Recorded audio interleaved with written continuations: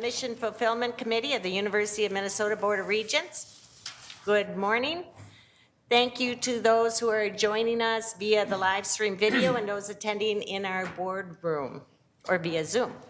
So first, let me welcome our student representatives today. Nico Vasilopoulos from the Twin Cities campus, who is joining us in person, and Emily Gresbrink from the Twin Cities campus, who is joining us via Zoom. Thank you both for being here, and let's now turn to our important agenda.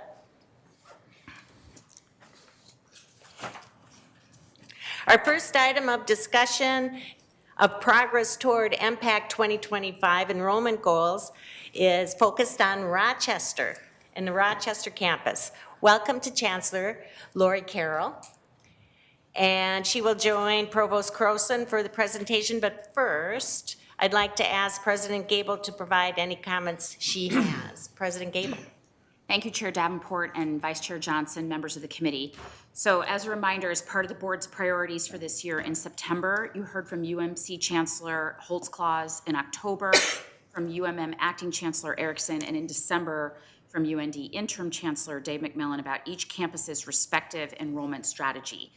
Each of these presentations were anchored in the MPACT 2025 goals, as well as a robust provision of peer comparisons and competitor landscape, student demographic data, what we're doing around marketing and recruiting, and also how we engage with our K-12 partners.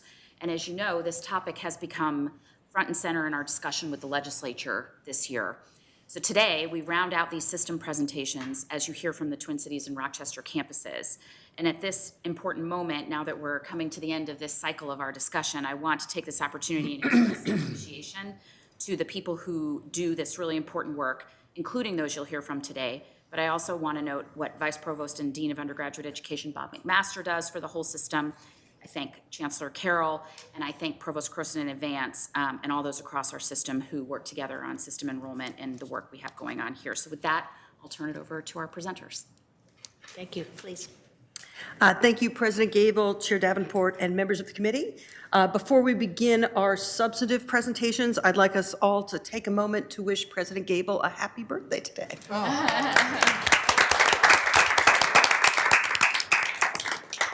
As I told her in a text this morning, I hope she's having cake for breakfast, lunch, and dinner. Today, we're finishing our series of campus-specific enrollment conversations with Chancellor Carroll joining us first to focus on the Rochester campus. As we noted in the three prior presentations, these presentations describe enrollment activities based on our current tuition and pricing strategy. The board will be taking up a broader discussion of the pricing strategy, including our current strategy and alternative strategies for pricing, aid, payment plans, and other features at the May meeting. You can go to the next slide. There we go. Undergraduate enrollment goals are MPACT 2025 progress card metrics, and we've appreciated the opportunity for each campus to spend time focusing on the actions they are taking to meet their goals. Before I turn things over to Chancellor Carroll, I want to briefly remind you of the system-wide enrollment context. Overall, enrollment has been relatively flat over the past 10 years, with changes year to year within a few percent up or down. The system-wide decrease in fall 2020 of 2.6% was, of course, due to the pandemic, and we're continuing to work on recovering from that dip in enrollment.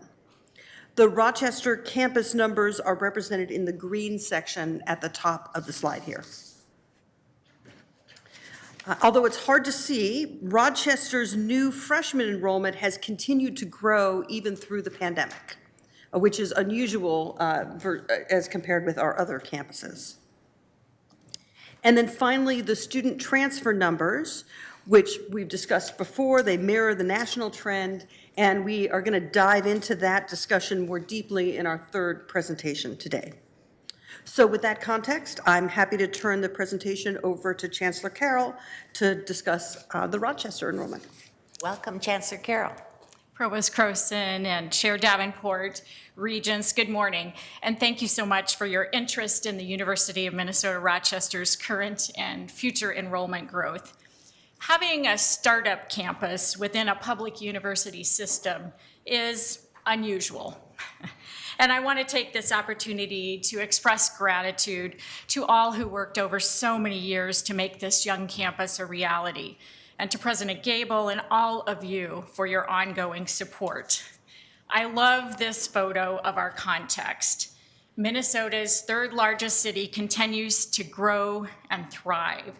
And we share the downtown not only with Mayo Clinic and Destination Medical Center, but also Phillips and Thermo Fisher, National Resilience, and many others in the life sciences. And the University of Minnesota's presence is part of the reason that this city is flourishing. As you know, we began serving students as a campus in 2009. So this academic year is our 14th. If we look back to the 14th year of the campus here in the Twin Cities, that would be 1864. Those were the dark days of the Civil War, and the campus was closed. Yet, of course, we know now that exponential growth and success were ahead.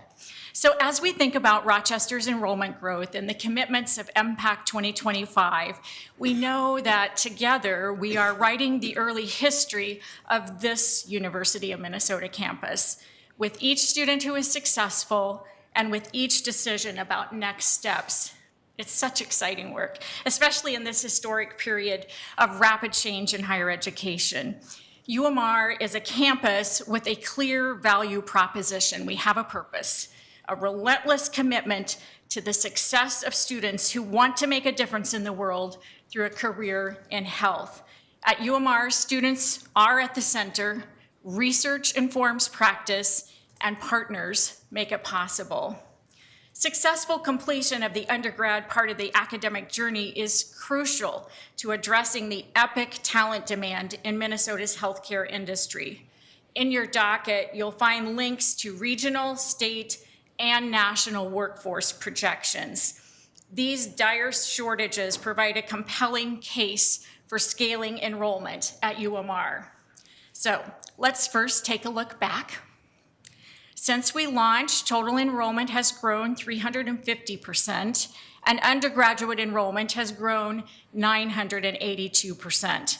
This past fall, 2022, our first-year student enrollment grew by 11.5%. At the same time, first to second year retention declined from the prior year, leaving total enrollment fairly consistent from 21 to 22. In your docket, you can see a bar graph with an enrollment breakdown by program and the official current enrollment chart provided by our institutional analysis colleagues. So, what's next? How confident are we of continued growth?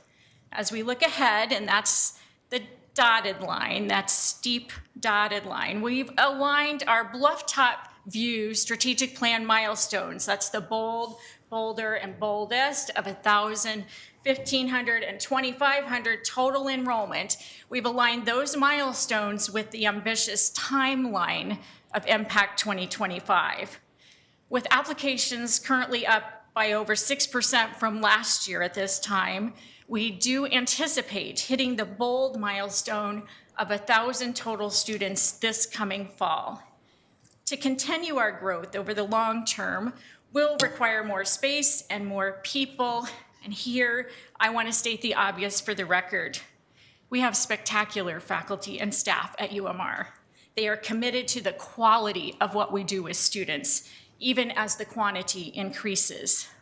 We will achieve our enrollment goals. The question is, on what timeline? At this stage in the life of our campus, all of us at UMR have a front row seat to the development of human potential. This is our core mission, and we are very proud of our students. They keep us connected to purpose. Our undergraduate students are majority Minnesotan and female. We are pleased with our balance between urban and rural Minnesotans, with so many of our students coming from Minnesota communities with healthcare provider shortages or health disparities. More than 2/3 of our students are in demographic categories historically underrepresented in higher ed. And we ensure that all undergrads engage in high-impact practices. Those are the research-based practices demonstrated to support student success. They're listed for you in the docket. In addition, most UMR students also engage in experiential career-connected learning, an outcome of our strong partnership with Mayo Clinic. Now, the UMR student in this photo was one of the first recipients of the U of M scholarship in honor of George Floyd. She graduated last year, and she has launched her career in emerging health technologies. This UMR grad is now a respiratory therapist, and she's at the University of Minnesota Medical Center. So as we've been analyzing the challenges and opportunities related to enrollment growth, we've concluded they are connected. So I'd like to highlight two of these opportunity challenges, and I'm happy to address any others in the discussion time. First, let's talk about our focus on health. This niche supports targeted recruitment. We're looking for students with a passion to make a difference in the world through a career in health. And we've designed the degrees to provide multiple pathways into in-demand careers, patient care and research and technology and policy and mental health and healthcare administration. Having a distinct identity is a critical element of our enrollment success. Yet, of course, there is a reality that impacts retention. Even with the great breadth of health careers made possible with our flexible degrees, if a student's aspiration moves away from a health career, they do need to transfer, hopefully within the system, of course.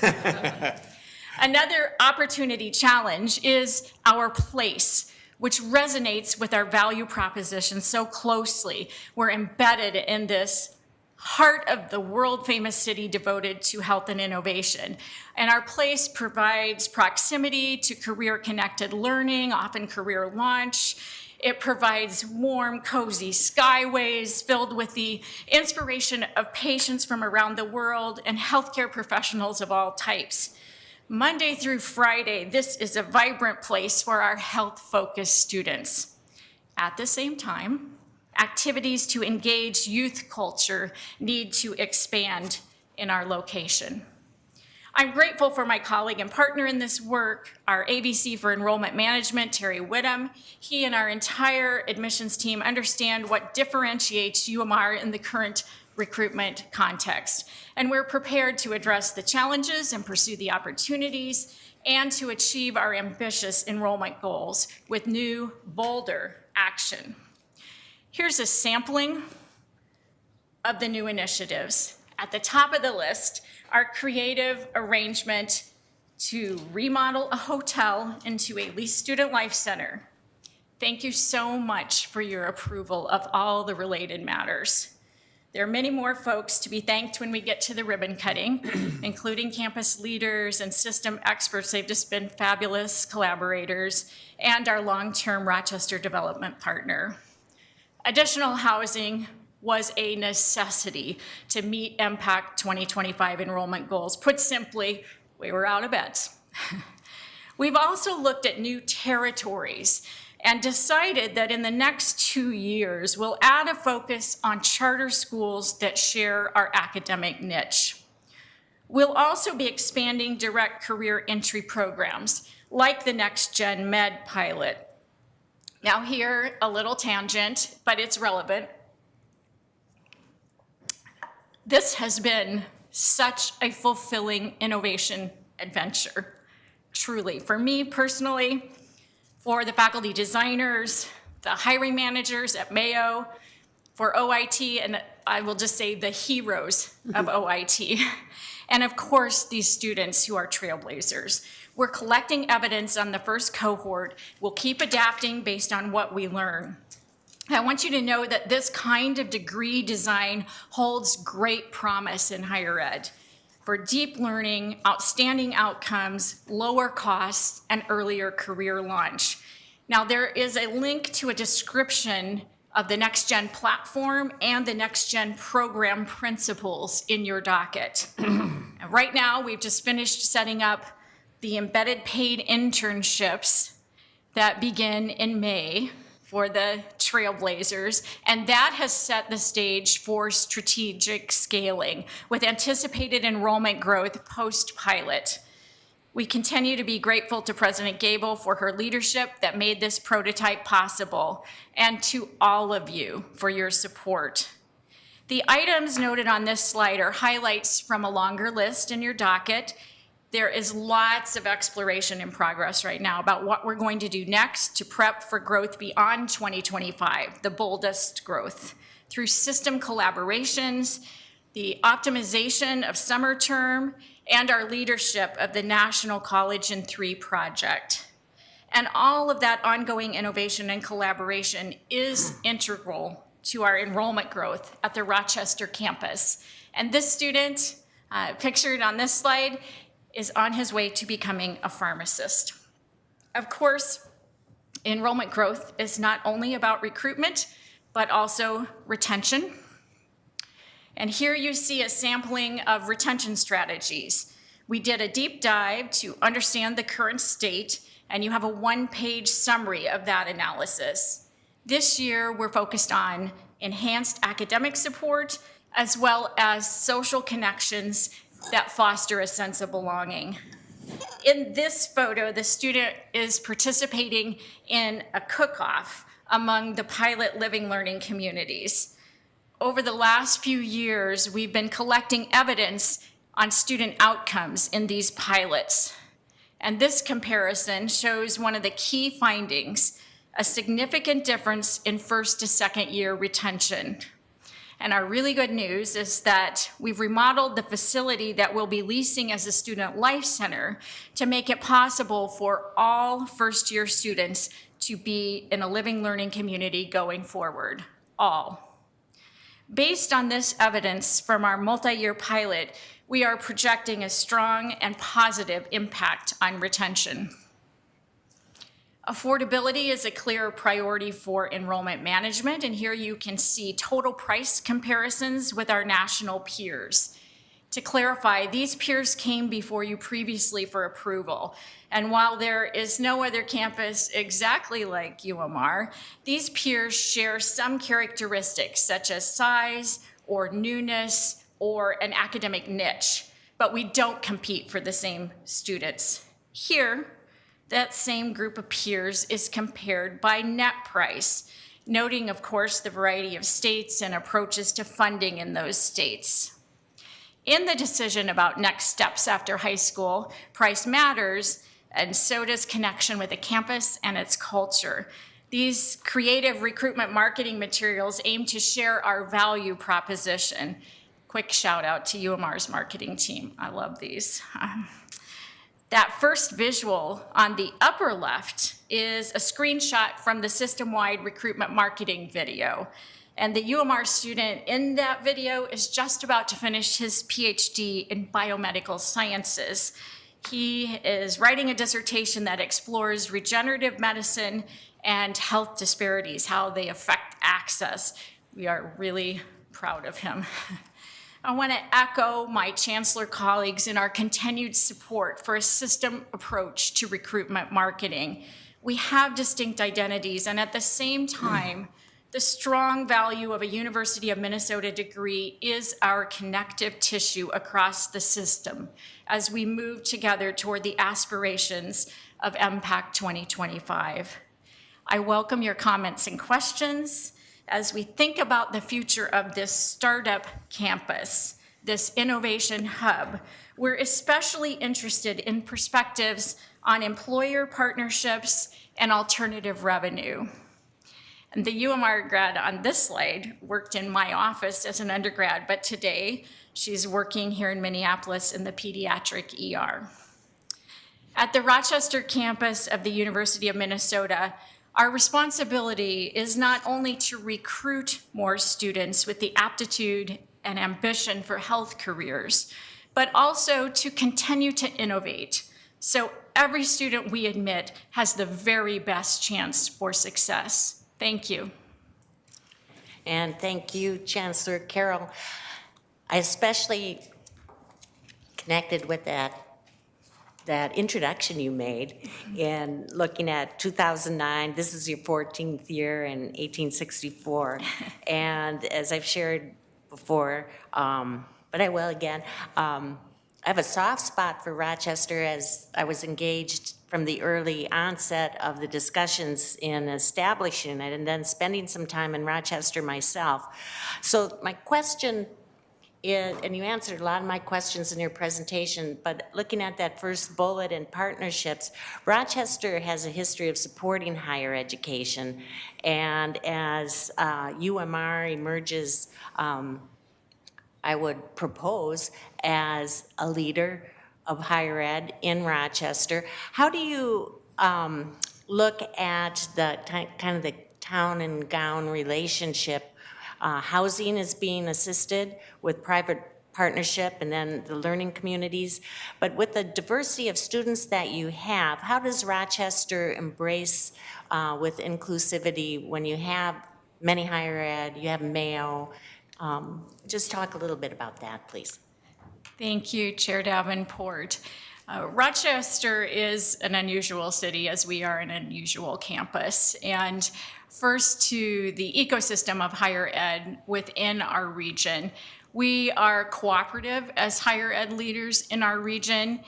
We recently co-authored an editorial for our Post-Bulletin newspaper about the value of higher education. And that ecosystem works in that we do different things. And I think the leaders currently all believe that collaboration is always the best path forward, given our broader mission. In terms of the city itself and the town-gown relationship, this is something that struck me when I first came to the campus for an interview in 2014, that the city leaders were touting the value of the campus before it grew and before it was much of an economic engine. They saw the value of higher ed given the need to attract new talent and hire new talent. That was very early in the life of this campus. In terms of the diversity of our student body and our place in downtown Rochester, I have a couple quotes in your docket materials, one from Mayor Kim Norton and the other from the Executive Director of Destination Medical Center, Patrick Sieb, endorsing the value add. There are many levels of that. One has to do with our equity outcome, but another is sheer vibrancy of bringing young people to live and to study and to learn and contribute into downtown Rochester. I appreciate too that the city is devoted to intercultural development and has many related efforts, including having one of our students on the Mayor's Youth Council. I think the relationship is good and strong, that we benefit from it and that we contribute to the vibrancy of the city. I agree. Thank you. Thank you. We have a number of questions, and we will start with Regent Mayron. Thank you. Thank you for your presentation. I have just found what's going on in Rochester since I came on as a regent to be fascinating. And thinking again that you've provided so many, you're in some sense pilots for what we could be doing around the state with the Twin City campus and with our other campuses as well. So I just commend you for what's going on down in Rochester. One thing that struck me was on the retention issue, where the drop-off that happens between the first year and second year, where a student may find that they are no longer focusing on health or health academics and transfer out of the university or out of Rochester. And you talked about parenthetically, you hope that they would go somewhere within our own system as opposed to some other college or university in-state or out-state. What efforts does Rochester make to really work with students who've decided that the focus on health academics or healthcare is not what they want to do, to keep them within the system and not let them transfer anywhere else other than our system? I mean, you can't force them, but make it attractive for them then to move into one of our other system campuses and keep them within the fold. Chancellor Carroll. Chair Davenport, Regent Mayron, thank you for the comments and for the question. First, I would note that the retention drop-off was 1 year. So prior to that year, we had met or slightly exceeded the MPACT 2025 retention goal for first to second year retention of 85%. So in our assessment, this could be an anomaly affected by the pandemic and what students had experienced as high schoolers as they were coming in and what we were able to do in that fall semester, different from what we are usually able to do. However, we're taking it very seriously, as you can see by the analysis, and we have many practices in place to support retention. We expect to turn that around and get back on goal. At the same time, I did mention the retention challenge related to our niche. Our niche is so important to our recruitment, but it does affect our retention. In terms of how we counsel students, we have student success coaches for every student, and those students stay with their coach for the full time that they are with us in Rochester. So this becomes a really important and deep relationship. Life coaching, academic coaching, and career exploration and coaching. And so it is with that relationship that the conversations are happening to discover, as a student sometimes does, that health is not their direction, and then to look for options. And a transfer within the system makes good sense for the students. Of course, that's what we want as well. They were attracted to Rochester in part because they wanted a University of Minnesota degree. But if they have developed a specific interest, our coach will work with them to help them find all of the options that are in their best interest. That's part of our responsibility to any student that we admit. Thank you, Chancellor. Regent Tad Johnson. Thank you, Madam Chair.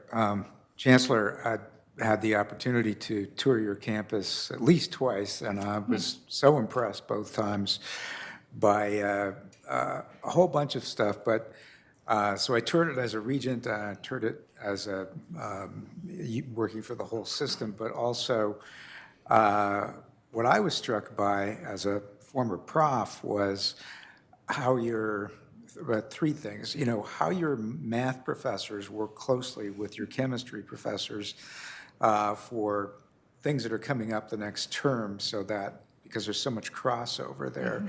And also there is a professor kind of stationed in the library all the time, or the study areas for the students to access, which I thought was rather amazing. It's like no other campus I've been to in any system. But as you grow, how do you keep that kind of intimacy, small college feel? Chancellor Kara. Chair Davenport, Regent Johnson, thanks for your visits. We do hope you come back again. And what you're referencing there is a product of our multidisciplinary department, the Center for Learning Innovation, that houses faculty from all our disciplines. And their conversations about curriculum then are cross-disciplinary. This is directly relevant to retention. So in the example you give, students in some of the early intensive science classes need to be math ready to do that work. And as the faculty work together, they're able to teach the math just in time to be applied to the science. This is also made possible by our gift of a blank canvas to start from scratch, to follow the learning data. And so we have really strong success in those early classes. And that is the Center for Learning Innovation structure.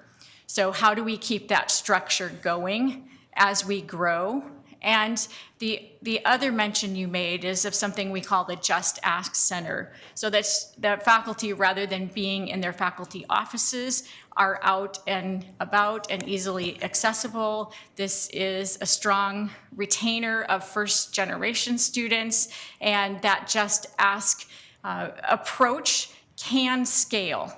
right? So the hours and the strategy around how that scales, I think, are dependent on faculty commitment, which has just been re-endorsed this year.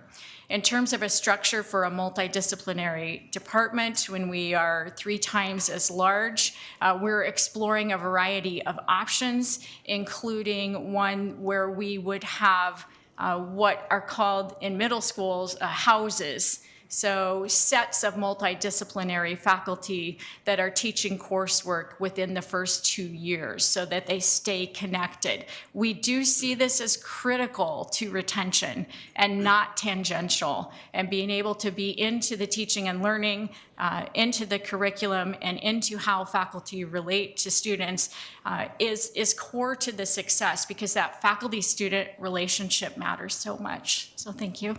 Thank you.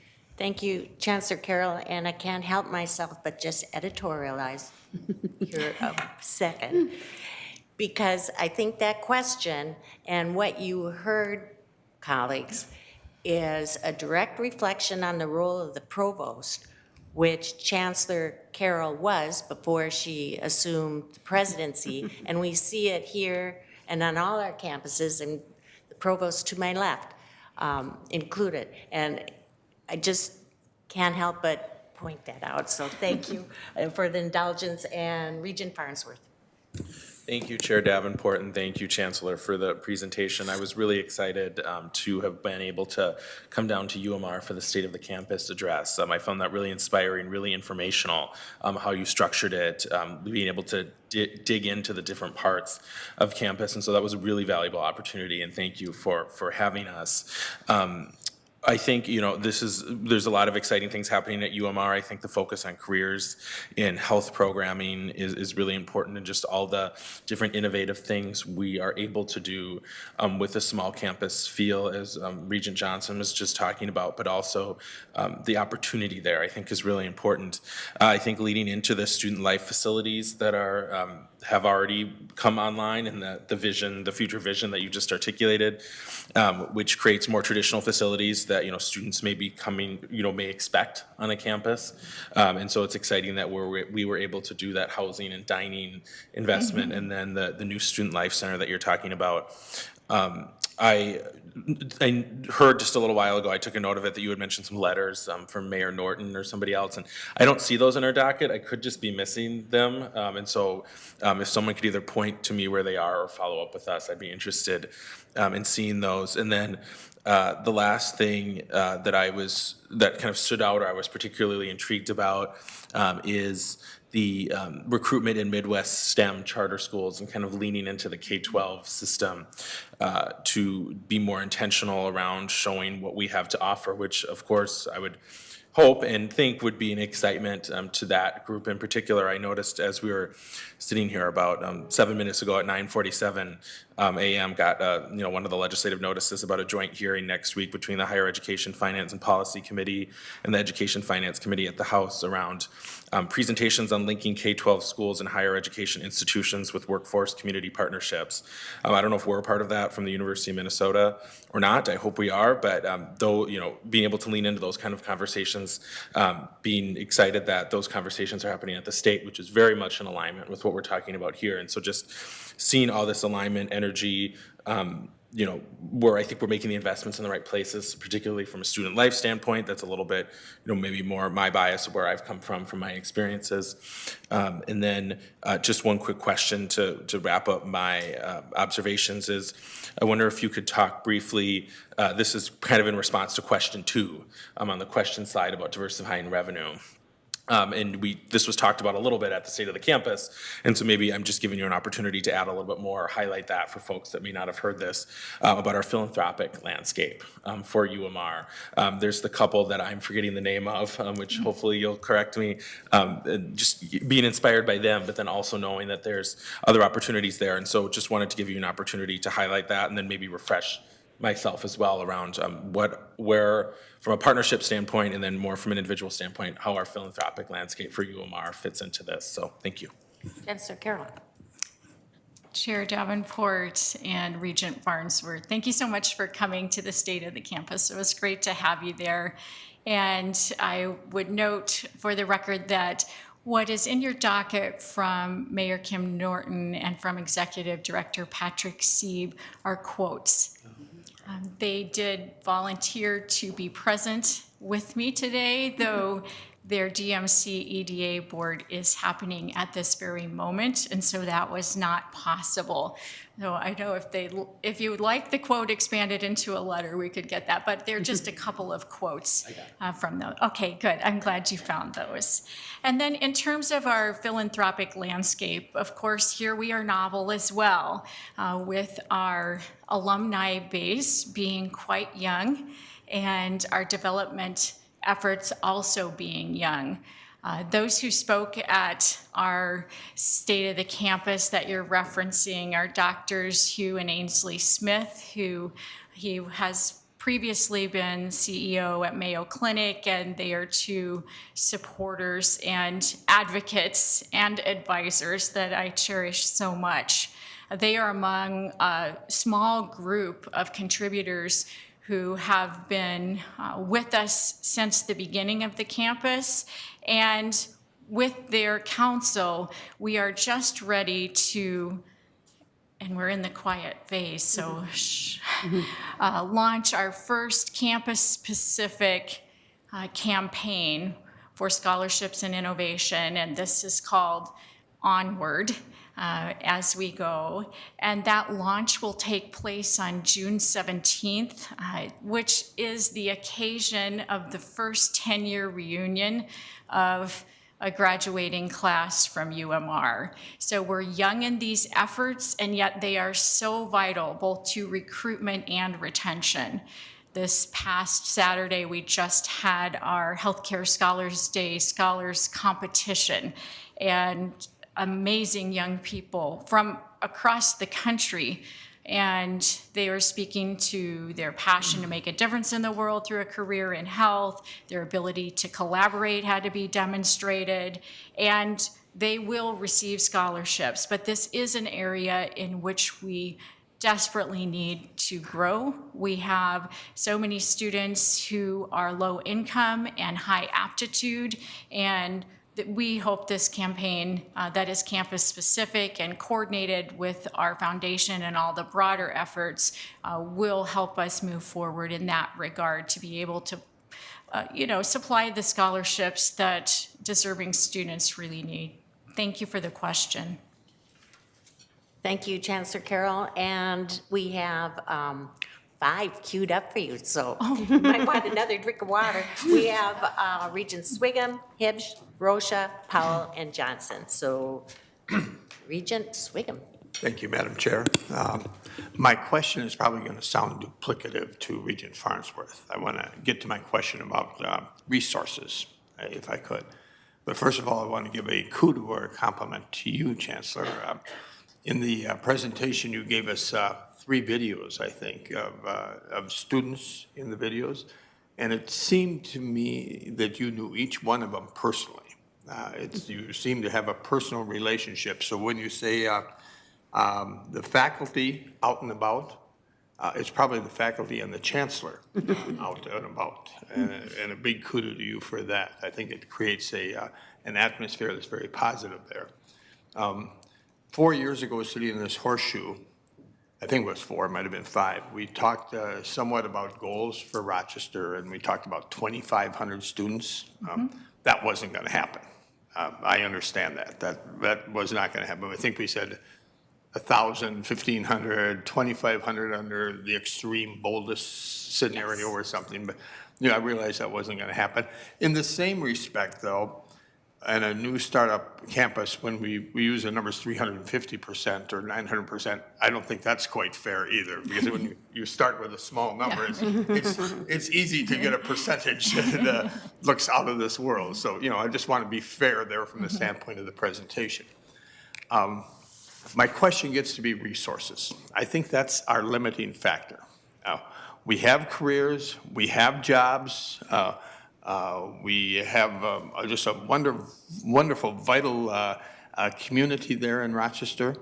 it seems to me the resources, whether they be internal or external, is probably the barrier to get to 1,500 enrollment or even that 2,500 boldness that we were talking about 4 years ago here. Where are the possible, you mentioned a couple of things to Regent Farnsworth. Can we tap into the DMC? Can we tap into Mayo more with our relationship there? What is your thinking? What's the outside thinking to find these resources to get to that 2,500 boldest goal? From the Bluff, Chancellor Carroll. Chair Davenport, Regent Swigum, thank you for the question. As to the percentages, they are factual, but indeed, when we start with a blank canvas and an empty campus, the percentages reveal that the growth is in the right direction. We love the trajectory, and the incline is steep moving ahead to get to Impact 2025 goals on that timeline and to continue to progress to 2,500. We think, given the city and the talent demands in healthcare, that indeed that 2,500 is possible. And the question always is, at what pace? So as we move gradually to be able to afford the staff and faculty we need and to expand the facilities in ever more creative kinds of ways, we could move very gradually toward those goals. The healthcare industry needs us to move more quickly. And so I would look to partners for investment, not only in students and scholarships and paid internships and mentorships, which they do very well, but I think we're entering a new era of public higher education in which those partnerships with those who so need our graduates are going to take on a new shape. And we're fortunate to have a corporate engagement center launched here with the University of Minnesota and to have those kinds of opportunities for increased partnership that includes some resource. We also need to look internally to maximize every resource opportunity we have that aligns with our core mission. And that's why the optimization of summer and the accelerated career connected programs are also being explored. And I'll add as well, Regent Swigum and all philanthropists who may be listening, that a transformative gift at this time or in the near future would help us move ever more quickly toward these goals while sustaining the kind of quality that we've been able to have in these early years. So thank you for the question. Regent Hibbs. Thanks, Chair Davenport and Chancellor. Great presentation. I'm a huge fan of what you're doing down in Rochester. I think it meets the mission of the state very well, and it meets the mission of the University of Minnesota at all levels. My question has to do with, your charts are all off the charts. They're just great. And when you're in business or whatever, you look at those types of projections, you say, wow, we're doing everything the right way. And so, my question is about leasing versus owning real estate. I think we're in a position where we should start to own more of the real estate down in Rochester, because I think we're going to be there for the long haul, and lease less because I think it's a pretty hot real estate market. And I think we could be, long-term benefits of owning the real estate instead of leasing. I just want you to comment on that. Thank you. Yeah. Chancellor Carroll. Regent Davenport, Regent Hibbs. This summer, the consultant who is now in Duluth will be coming to Rochester and working with us on our comprehensive campus plan. And this question that you ask will then come into sharp relief. As you know, the university owns property adjacent to Discovery Square and very close to our downtown locations that are currently leased.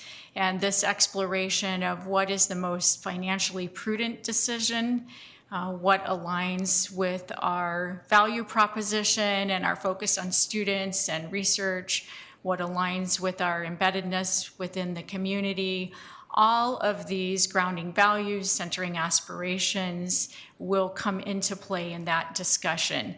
And I think it's going to be great fun to make these decisions, to be creative, to do something different, and yet also, as you say, we are in downtown Rochester for the long term. And so I look forward to bringing back to you the report after we have our consultancy, and we'll see where we are then. Thank you. Regent Rocha. Thank you, Madam Chair, Chancellor Carroll. So it's, you talk about the 14 years that you've been in campus status. I reflect back on the Crookston experience, because the first time I sat at a board meeting as a member of this board, Crookston at that point had been associated with the university for about 23 years, but had only been a campus for a few years. And then while I was here, we made the transition from a 2-year to a 4-year. So there's some similar elements of being, getting established. But there's a pretty substantial difference in that in Crookston, we were, kind of addressing at best a flat population kind of neighborhood in an industry that was in flux, but also not, experiencing the same kind of growth. And so I'm, been a very big fan of Rochester. I've had a chance to be there a couple times, board meeting there, and a tour prior to that. But, again, looking at the historical perspective in Rochester, when you reference the third largest city, and it was a big deal that Rochester didn't have a university presence for so many years, when you consider the dynamic nature of that city, particularly as it relates to healthcare.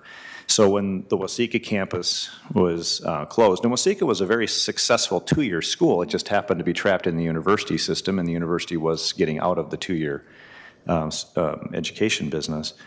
But it was very clear in that conversation, which is now, I guess, 32 years ago, that Rochester was a prime location for a campus, and that it would be very difficult to have a Rochester campus if you have a Waseca campus, and from a regional standpoint, and so on. And so, wasn't at all surprised. The University Center, of course, was the first kind of manifestation of that. That was coming in through the 90s, and so when I returned to the board in 2015, I was very interested to see what the status was at Rochester. And while I've been very, very happy with it, and it's a quality institution, I may take a little bit of a different tack than my colleague, Regent Tad Johnson, and in terms of, I think that we're maximizing the intimacy now, but in the long run, I think it really has the chance to be a big campus. Mm-hmm. And I think that, even when we talk about the 2,500, to me, I would like to see us even more ambitious than that. And it's because, we're going through some tough times in higher ed right now, because we have, certainly with our friends at Minnesota State and other publics, where enrollments are challenges. And so the idea of growing a campus it's a bit controversial in that respect, because it's like, well, where are those students coming from? But at the same time, if we're honest and if we're doing our job as leaders in higher ed in the state, you need to kind of anticipate where the market is, and you got to grow where that market is. And trying to maintain a market where the market has moved is not only inefficient, it's not likely to be successful down the road. And so when I think about Rochester and I look at Minnesota still hemorrhaging a couple thousand students a year, more going out than coming in for higher ed, I look at Rochester and say, we could solve the problem just at that campus. That campus could easily attract the number of folks to get us into balance. And in these days, I have a lot of interaction with kids that I would characterize as junior high students. I guess they call it middle school these days, but for those of us that call it junior high, and with my kids and their peers, it's amazing. What do you want to be when you grow up? I'm thinking about healthcare. It is such a popular concept. It is such a huge industry, and it's such an attractive force. I also look at, trying to kind of measure what you were saying about, well, if, somebody decides they don't want to go into healthcare, they're moving out. As a bachelor's degree student myself, I started out animal science. I ended up with agricultural economics and then, other degrees here. But Sometimes, finishing the degree is the smart thing to do because it doesn't necessarily dictate what you do the rest of your life. Although if your interest isn't there, it makes it a little harder, I think. But I agree with Regent Hipsch on the physical plant issue. We toured some land that, I'm not sure what the status of that is, but this is the location, this is the opportunity, I think, for the institution, for the university to get support from the state. Certainly the Rochester political contingent is effective. The relationship with Mayo, the fact that the university can tie itself to the international relationship or international reputation of Mayo for people that are interested in careers in healthcare, by golly, you couldn't wish for more, and so as the board continues on in this conversation, I say be bold. I say make the investments. I think that this is the future from a residential standpoint anyway, for the university to grow and to really have an impact, not just on Minnesota, but on the world with the people that come out of the school. So, to frame it in the negative, I'm disappointed that we're only looking at that number of students, although I do recognize that's a tremendous amount of work. But I think that we should be making more of an investment. I think we should be really looking to increase this campus into a larger campus. I think providing the experiences that students expect on a college campus will help us in that regard as well. I will make a plug. I'm not surprised that people living in university facilities are more likely to be retained. I think that's true on all of our campuses. I think on this campus, if we had more dorm opportunities for students, they're more likely to stay engaged. And I say that in Rochester, the sooner we can get there, the better. So thank you, Chancellor Carroll. I appreciate the work you do, and I hope that you continue to have this success. Thank you. Thank you, Regent Rocha, and maybe replay this tape next year with the site planners. We have Regent Powell, Regent Ruth Johnson, and Regent Irobi via Zoom, and then we'll close her up and keep an eye on time. Thank you. Okay, thank you. Yeah, thanks, Chair. Chancellor Carroll, great to see you. Thank you for the presentation and the update, and want to add my voice to all the support that you're getting and how much we appreciate the work that you've done. And I'll just say for me, what really strikes me is how from the very beginning you've been with your team such a learner and a lot of adaptation and a lot of innovation. It's really been a figure it out. It's a new kind of thing, and so you've had to figure it out as you've gone along. And I think just the level of adaptation and innovation and learning and adjusting to improve it over time is really impressive, and I appreciate what your leadership there and what your team has done. Where I want to focus is on you touched on Next Gen Med. That is such an important experiment, not only for University of Minnesota Rochester, but really for the whole system. It really is important, and I would just like you, if you can, to give us a little bit more, tell us a bit more about that and what we're learning. Do we know what's the profile of students who are interested in entering the program in that way? What do they look like? Are they different? What are they primarily from Minnesota? Are they coming from around the country? Does it allow us to sort of have a wider net in terms of who comes in? Are they choosing different careers? And maybe most importantly, as you think about it and what we're learning, how important will that opportunity be to our growth over the next 5 years? How do you see it in terms of the whether it's 15 or 2,000 or 2,500, what role will it play? So I guess the general question is, can you tell us more about what you're learning and what those students look like and how you see the potential of the program? Chancellor Carroll. Chair Davenport, Regent Powell, one of the things the students look like sometimes this first year is superstars. So there are a few of them that are taking to their role as trailblazers in the spotlight very readily. And we are working hard to let them be students. Of course, we're collecting data on every aspect of what they're doing, and they are aware of that and aware that that's what they were signing up for, to be trailblazers. We're finding their input incredibly valuable. one of the surprises so far is that these young people love the badges that the Next Gen platform provides. And note that these badges are not for participating in the cook-off. The badges are for participating in high-impact practices that drive these proficiencies identified by the hiring managers that we anticipate will employ these students when they're graduates. They love the badges. So this is interesting feedback, especially to the faculty design team who wasn't so sure about the viability of those as part of the educational process. There is much in progress that I don't think it's prudent at this point, they're in their second semester, to draw conclusions. However, we are part of this broader project, the College in 3, and there are pilots across the country. We're the first in line, and so we're often asked about how we bundle courses around themes and how we navigate the outcomes vis-a-vis the competencies from the hiring manager. And we are collecting both quantitative and qualitative data on that. The students in the pilot are Minnesotans, and they mirror the demographics that you see in the broader student population. Their interest is primarily in the business and leadership of healthcare, and that's where their internships will be as well.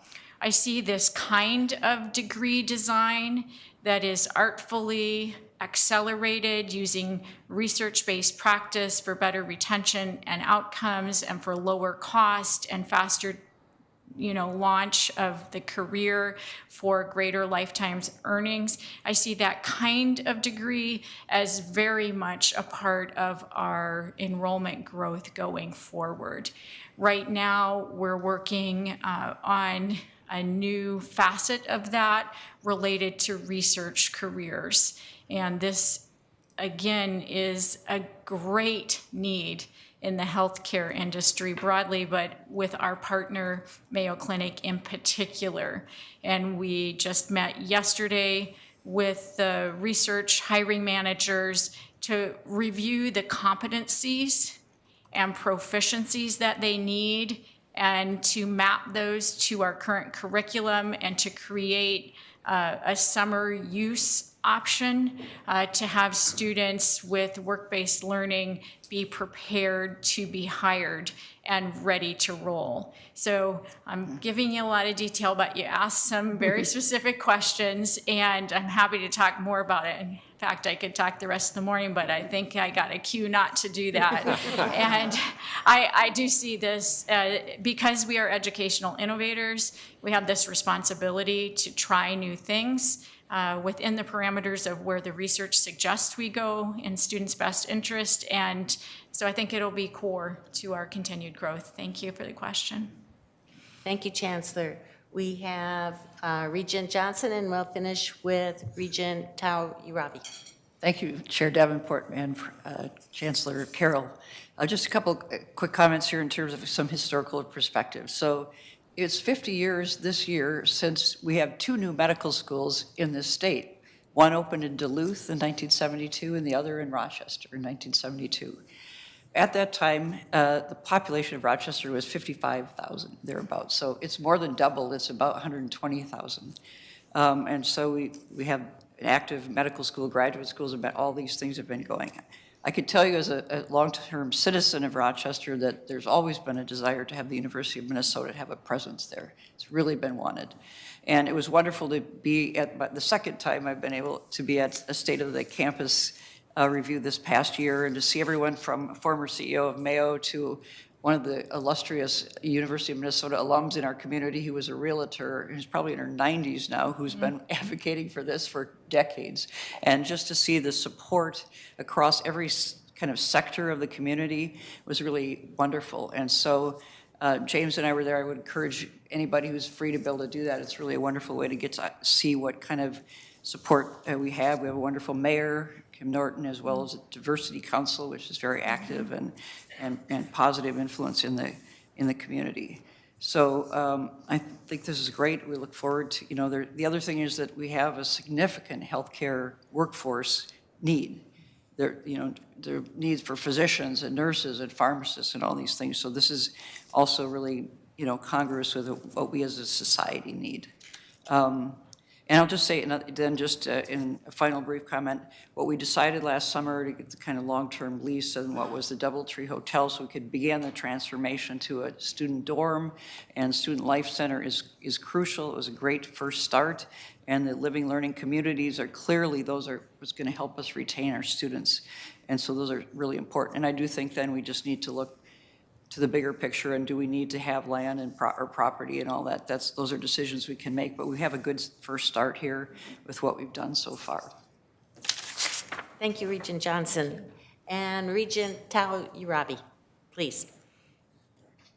Thank you, Chair Mayron and Chancellor Carroll, for a really great report this morning. Everything was really inspiring, and I think just so positive to hear about what's happening on campus and some of the goals that have been set out for enrollment. I think I had a couple of the same questions that maybe Regent Rocha had, which is, I know it appears like the enrollment goals are pretty ambitious, but I'm also curious if that's just responding to what we are projecting based on enrollment, or if that is like our most, I guess, ambitious goal, and if it's in response, what might an ambitious goal look like if you had kind of more support for the campus and things like that. So it's a question and a wondering.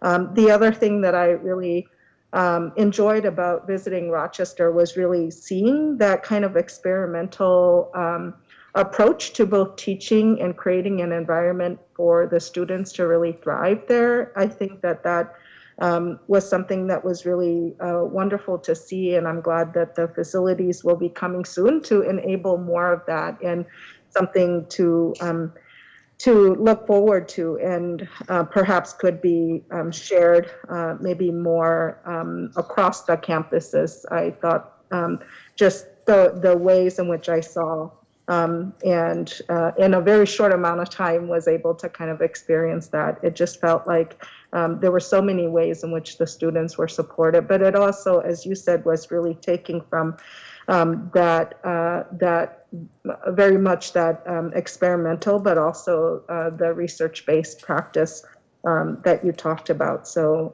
just a thought there. And then lastly, you talked about the philanthropic support or the alumni support, as it were, that is something newer for the campus. And I was just curious if you are receiving the kind of support that you needed, certainly from the relationship with the foundation side of the work, to be able to build that plan out in a way that can help you achieve those goals for support. Yeah. Thank you. I think I heard two questions there, one related to enrollment goals and the other related to foundation support.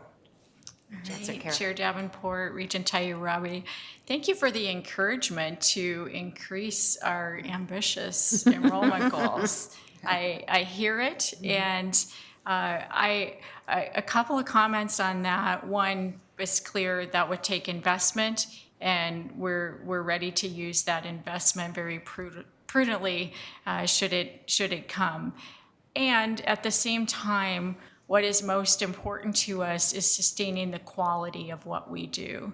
So growing for growth's sake, there's some integrity to that given the workforce demands, certainly. But as we phase this and are gradual and careful about our structures to maintain those close relational ways of being, we do want to attend to the quality. But we are happy to grow beyond. And the original strategic plan that had the bold, bolder, boldest, 1,000, 1,500, and 2,500, we never said that's the end. That 2,500, there's nothing beyond boldest. I mean, our grammar might not be great to say the boldestest, or but we'll find a good word certainly before we get there. But I do appreciate that encouragement, and we will be taking that. In terms of our support from the foundation, it was just a few years ago that we were far enough along with proof of concept that together with the foundation, we determined we were ready to begin philanthropic efforts. And we do share a staff member who supports both alumni and development. And as we prepare to launch this campus-specific campaign, we've been in direct consultation with our friends and experts at the foundation and do anticipate their support throughout this process. And I thank you for that question. It's one more good example of the kind of cooperation that's possible in a system where collegial relationships are moving us in the direction of a shared vision. So thank you. Thank you, and thank you for that excellent presentation. You can see there's a lot of engagement, and we look forward to further news from you. Thank you. So colleagues, we're going to move into our second agenda item. I had promised a few of you a break, which I'm taking back now. So we're running a little bit, well, we're running a bit behind, but that's good. This is good conversation, and so just note that for yourselves. And we will move into our second agenda item, progress toward MPACT 2025 enrollment goals. This session focused on Twin Cities. And we have Vice Provost and Dean of Undergraduate Education, Robert McMaster, with us, with whom we know and love, I'd say. So we turn it over to you. And Provost Croson, would you like to open? Yes, thank you, Chair Davenport and members of the committee. We're going to get the slides up in a moment.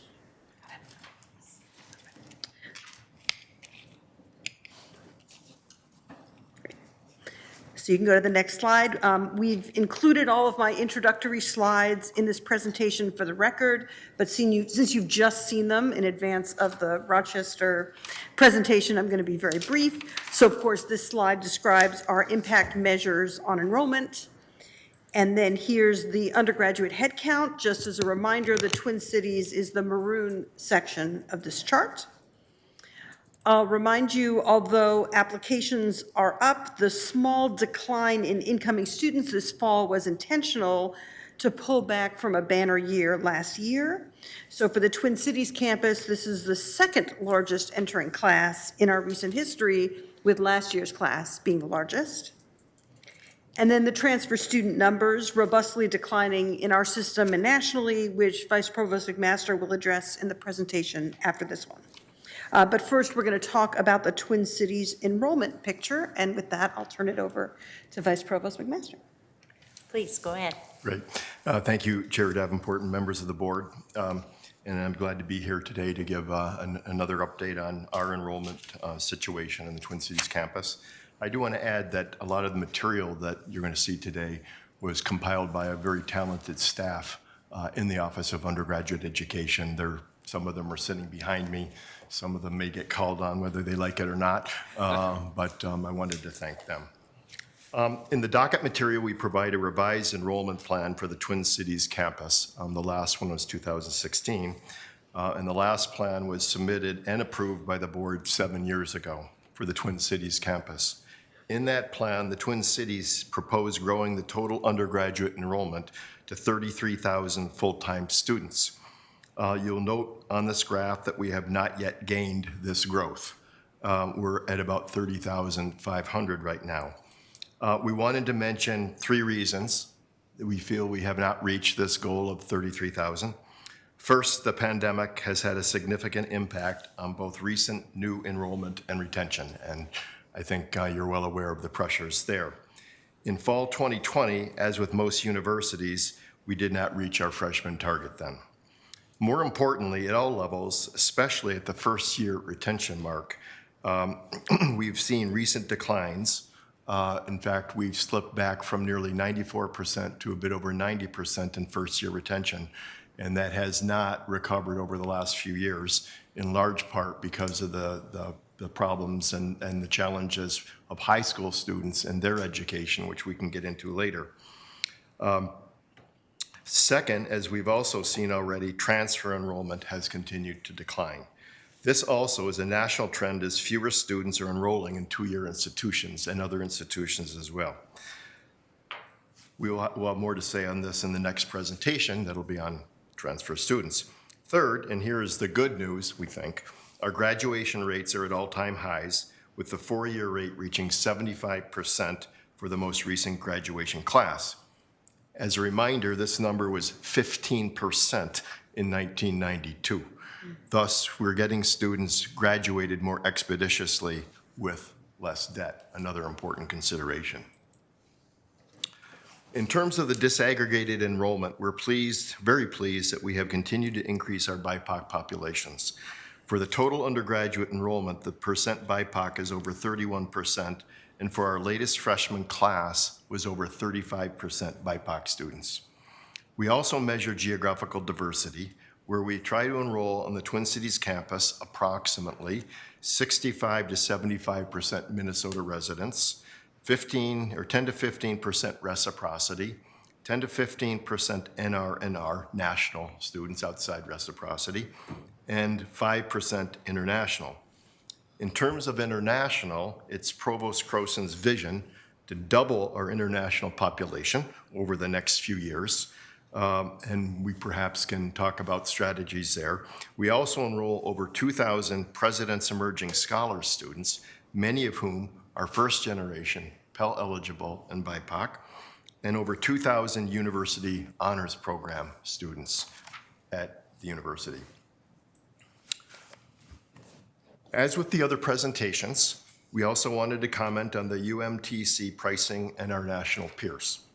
In terms of the total cost of attendance, COA, we are in the middle of our Big Ten peer group that will soon include UCLA and USC.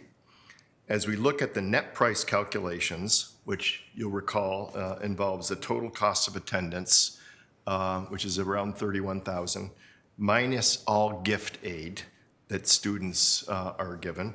The UMTC is in a cluster in the middle with UCLA, Michigan State, Nebraska, Iowa, Maryland, Minnesota, Michigan, Rutgers, and Ohio State, all within 10% of our average net price. Switching then to the regional public competitors, and looking at this, when looking at the total or the published total price, the U of M Twin Cities is at the higher end, although the U of M would be considered, along with UW-Madison in Iowa, to be offering a different educational experience than the others. When switching to the average net price, the UMTC, well, on the high end, is again in a tight cluster of $16,000 to $18,000 with our regional peers. The UMTC enrollment management team faces a series of challenges that we consider on a regular basis. As we've discussed before, the state of Minnesota is planning for a significant decline in high school enrollments in approximately 2032. The enrollment cliff hits us out in about 10 years, a little less. Until then, we're holding our own in terms of high school graduates and in a better position than many of our neighboring states. But the prognosis for many parts of the country is not good, especially the Northeast and the Middle West and Upper Middle West. Another challenge is around the future of standardized testing in higher education. As the board well knows, the U of M Twin Cities will not require a test through the fall of 2025 and will need to make a more permanent decision in the next few years. At this moment, we're evaluating the initial impacts on student success for the first test optional class that entered in fall of 2021. We're also mindful of the declining numbers of Greater Minnesota students, where right now over 3.5 million of Minnesota's 5.7 million residents live in the Twin Cities metropolitan region. The cost of attendance for non-resident students as a challenge to recruitment is also an issue, and the challenges with transfer students that we're going to discuss later today also represent a challenge for us. The positive news is that we have some strong wins at our R1 flagship back. The University of Minnesota Twin Cities is truly known as a world-class flagship Research One institution, which is a major attraction for our students. They will study with the best faculty and the best programs. Given this reputation, we have additional opportunities for increasing both our NRNR, our national and international enrollments. As mentioned, the plan is to double the number of international students arriving as freshmen from approximately 300 to 600 over the next few years. In order to establish national pipelines, we now have 8 regional recruiters across the country spanning from the New York metro area to Washington to Texas and out to California, where we have 2 recruiters. We also think the admission into 8 freshman admitting colleges is an advantage in that it provides students with a more personalized, specialized experience, such as biological sciences or design. And we'll discuss a major transfer centralization project again in the next presentation. We can perhaps only scratch the surface with the scale and scope of student success efforts on the UMTC campus, but would like to highlight just a few. The U of M has made significant investments in academic advising and the more intensive success coaching. Investments in academic advising have emphasized lowering advising ratios, centralized training for advisors, creating consistency in advising across colleges, and establishing a common advising framework. The newly established success coaches focus on PES, President's Emerging Scholars, low-income and first-generation students, providing low ratios and 4 years of support of advising for those students. Academic skills coaching provides help with time management and study skills. During the summer of 2022, just last summer, the Office of Undergraduate Education sponsored a summer bridge program called Emerge. We used to have a summer bridge program probably 15 years ago. We had to shut that down for financial reasons, so we were really heartened to be able to turn that back on again. This 4-week summer program for incoming PES students focused on STEM exploration, community building, and academic preparation. 83 students, mostly underrepresented, attended with 97% saying it improved their sense of belonging at the university. These summer bridge programs are expensive. They're very expensive, but can significantly improve the first-year experience for students who have not had a great deal of exposure to higher education and the expectations of higher education. We've also developed myriad programs related to financial wellness, including one-stop student services, financial wellness counseling, PES programming and scholarships, and many of our new scholarship programs, Promise, Promise Plus, Native American Promise, Tuition, and others. Listed on this slide are a few of the ongoing Twin Cities student success initiatives underway. One that we'd like to mention is the yearly retention enrollment planning meeting between the Provost Office and the collegiate leadership. Each year, we present retention, graduation, and other student metrics to each college and meet with leadership to present the data and outcomes while at the same time discussing potential interventions for improving performance and improving the processes. A more recent project involves a focus on gateway courses such as calculus, chemistry, psychology, and economics, and the development of strategies to improve the DFW grades in these courses. A student gets a D, F, or a W in some of these courses, and it's likely to delay their graduation for a year because they have to retake that course. Specifically, this has involved the establishment of ongoing campus partnerships to address low grades in key gateway courses, specifically from an equity lens, creating dashboards for faculty and department heads to analyze course grade distribution by student demographics and supplemental instruction. We wanted to provide a few short notes on UMTC marketing plans.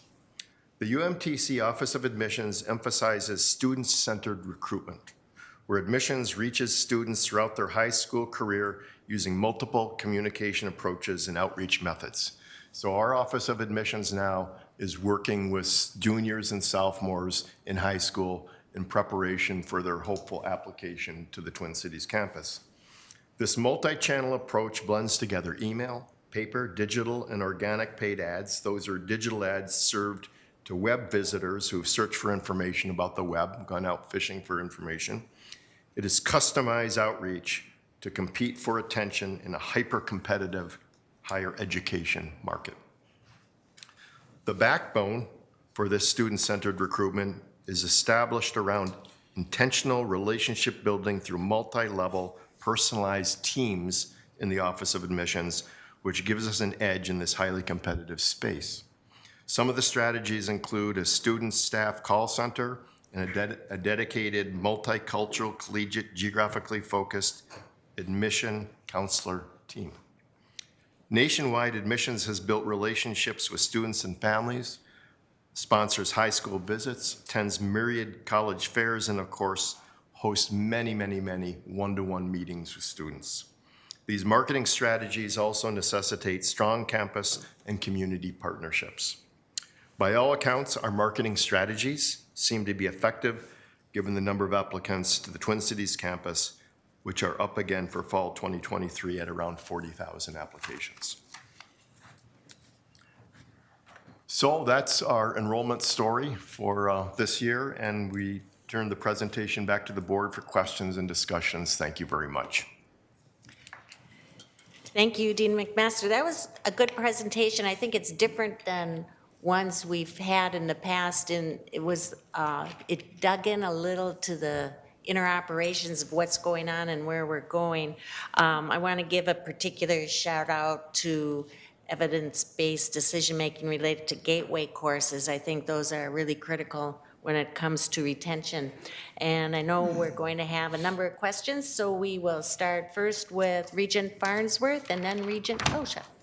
Regent Farnsworth. Thank you, Chair Davenport, and thank you, Vice Provost McMaster, for the presentation. I have a few questions, and I'll ask them one at a time, because I don't like when people just throw all the questions at me at once, because I get lost. So I'll just ask one at a time.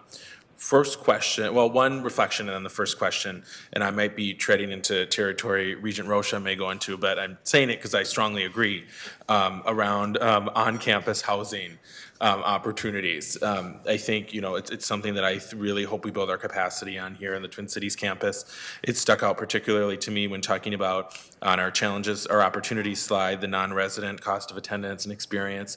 I would presume more availability for on-campus housing is something that NR students would be interested in, and I would say the same about resident students. So first question, are all campuses, and I know we've heard this before, but I just need a reminder, are all campuses doing test optional right now, admissions? Chair Davenport, Regent Farnsworth, yes. At this moment, all of our campuses are test optional with different ending periods for that decision. Great, thank you. Second question, could you just talk a little bit more about the activities or the strategy of our regional recruiting staff? I'd just love to hear a little bit more about that, and then I'll ask my final question. Sure, yeah. Chair Davenport and Regent Farnsworth, as I mentioned, we've built up this regional staff over the last 10 years. It used to be we were only recruiting in one area outside the Twin Cities, and that was Chicago. We expanded that to California. We had a lot of success there, actually. And as with most institutions, our ones like we are, we saw other opportunities on the East Coast, certainly. New Jersey's another big exporter of students. Texas, we have a regional recruiter I didn't mention in the upper Middle West now. When we think about this, we're in a kind of a particular, I don't want to say negative situation, but a challenge in that, as I've mentioned before, we're viewed nationally on the coast as the Great White North flyover land. And so our regional recruiters really have to articulate the value of this institution, the excellence of this institution, the quality of life in the Twin Cities. There's a lot that we can market on this. And so we are having success, but as you establish these pipelines, it takes years to actually see the results of this. So we think we're at about the right size right now with 8 regional recruiters covering the major sectors where we think we can pull students to the Twin Cities. Great. Thank you, Vice Provost McMaster. Final question. A few weeks ago, I was listening to an undergraduate student government's presentation at the Senate Higher Education Committee, and there seemed to be some concern about wait times for student counseling, or maybe it was, I don't mean to put our student representatives on the spot, but clearly you'll be able to speak to this better than I can. But that stuck out to me, and it seems appropriate to ask here. I don't know if it was student counseling or academic advising, but I would like to hear a little bit more about that and some things that we may be doing to bridge that, because I think it's appropriate in the context of what we're talking about here today. Vice Provost.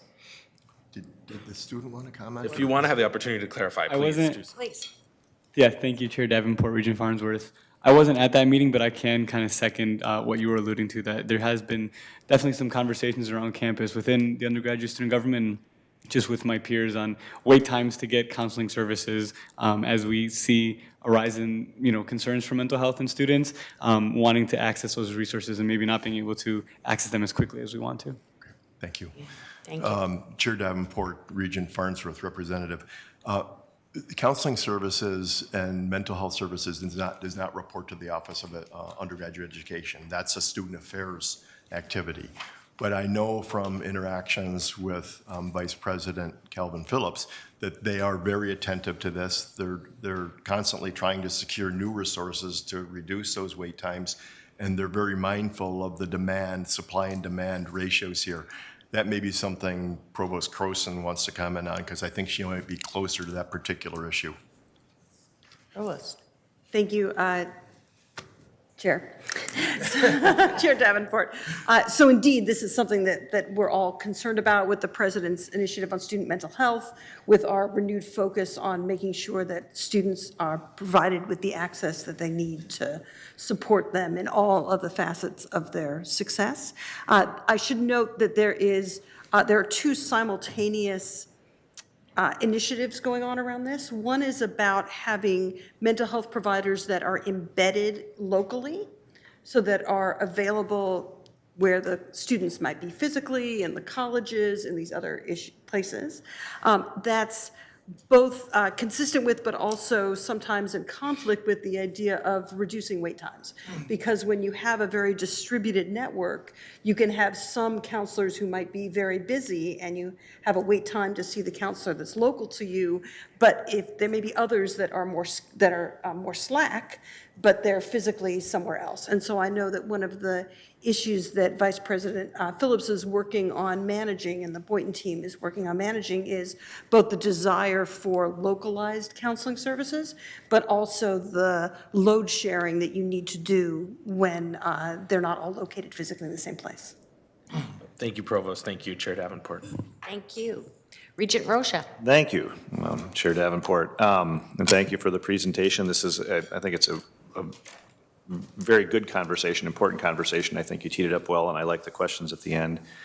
When we talk about, how many undergrads, how many undergraduates we should have, I'm very interested in this issue, and I actually appreciated the way the Provost introduced it about the largest class in a while. During the general college, university college days, we had an enormous incoming class, but not a lot of students were not necessarily in degree granting programs right off the bat. And so that was a big discussion in working with the Metro State and the 2 years and 2+2 programs to try to best serve students so that they weren't coming here taking on debt and not coming out with a degree or even functional credits. And so it's a very different landscape today than those days. But when we talk about the size of the undergraduate class, so what percentage of applicants are we admitting? Yes, Chair Davenport, Regent Rocha. Right now, it's about 55–60%, and that's actually up over the last few years. At one point, we were admitting 48% in terms of the admit rate, but with more applications and the changing landscape with test optional, that admit rate has gone up. Thank you. I appreciate that, and so when we show the decrease, and I'm especially sensitive. This is not the undergraduate population, but with the law school, I was really surprised to see that the classes had gotten so small, and a part of it appears to be maintaining ranking. I'm not a big fan of that. It's a very, very expensive ego play, in my view, that you should admit the students that you're able to attract, and you should have the incentive to find the best students, you know, and continue to play that role. But, you know, what was also interesting to me, even though we had abysmal graduation rates in the 90s, were little, you know, in the teens, a big part of that was artificial because a lot of people were not seeking a degree, but nonetheless they were counted as headcount. But we still had the top-ranked chemical engineering major in the nation. We still had political science in the top 5 and ag econ in the top 5 and all these very strong programs. And I come back 20 years later and those programs are still strong and they're still recognized. And so even all the stuff that was going on around that in terms of admissions and numbers, it wasn't really affecting that. So if you're really into that, if that's a big issue for you that you need to be able to tout some sort of national ranking, and of course there are enough of them that we can almost always find one that's pretty good, but you know, when you talk about stewards of not just the public money, but student money, those enrollment numbers are really important. And so from that standpoint, you know, if we're rejecting 45%, quick aside, one of the things I hear from people a lot is that Minnesota gets back to them a lot later than other schools, the Iowa schools and others. They say, I put my application, my kid put their application in, and I heard back within the week. Congratulations, we can't wait to see you, and so on. And where Minnesota, which is where they want to go, they wait a much longer time. I can only tell you that that's anecdotal information that I get from the person on the street. But you know, if there are 45% that we're rejecting, that we're not admitting to the university, we have capacity to admit more students, right? And so then it becomes a balance of, well, are we admitting people who don't have a great chance of success? Norman Borlaug had a learning disability. You know, and he would not perhaps have been admitted under our current standard, and the world would be very different if it wasn't for Norman Borlaug. So it's hard to make that guess on who is or isn't going to be successful. But my general feeling is we should be filling our cohort, and you know, particularly if we have you know, kind of a financial incentive to do that. I will, Madam Chair, if I may, then just comment briefly on your other question about resident versus non-resident. Love the question, very important question. And as part of the board that eliminated the any Minnesotan admitted rule, because that was the case, I was stunned to come back and find out that 35% of our students were non-Minnesotans, and we were rejecting a ton of Minnesota kids. And that hadn't even crossed our minds when we were, you know, narrowing this down to degree granting schools. And so when you talk about our role as an institution and our role as individual regions, our duty to the state, our duty is to the students in Minnesota. You know, every other state has an institution with the same sort of flagship duty to their students. They don't have that duty to Minnesota students. They have it to Illinois students if you're Illinois, Michigan students if you're Michigan, and so on. And so when I look at the question about Minnesota students versus non-residents, and quite frankly, some other countries as well, right, where they have national opportunities, but they choose to come to the United States and to Minnesota specifically. If you're going to replace a Minnesota student, I think the reason that you do that is because they're exceptional individuals, exceptional academic individuals, or they're a source of revenue. You know, the University of Michigan keeps its in-state tuition relatively low, and it's still not very low, but they're charging $50,000 for non-residents, and people perceive that as a very valuable school, and so that's one of the things they do. But you have places like North Carolina, California, Texas, they literally have statutory requirements that their state flagships have to be at 80, 85, and even 90% resident students. And so the idea that Minnesota, you know, is rejecting Minnesota students who are applying to their flagship university, and 35% then are students from outside the state. And I think we're better than that now. I think we've improved if we're getting closer to 70%. But that should be our standard, in my individual regental opinion, is that if we're going to reject Minnesota students in favor of non-residents, it's because they're exceptional academic prospects, and/or a source of revenue to help us fund what is a challenging funding environment and keep tuition low for our resident students. Otherwise, our duty is to be the land-grant university for Minnesota, and Minnesota students should be the priority. Thank you. Thank you. Brief reflection, Vice Provost. Sure. Chair Davenport and Regent Rocha, there's a lot packed into that, set of ideas. Just a couple of responses. One is if you look at our resident rate or numbers percent compared to all of our peers around us, we're very high. We actually serve a lot of Minnesota residents.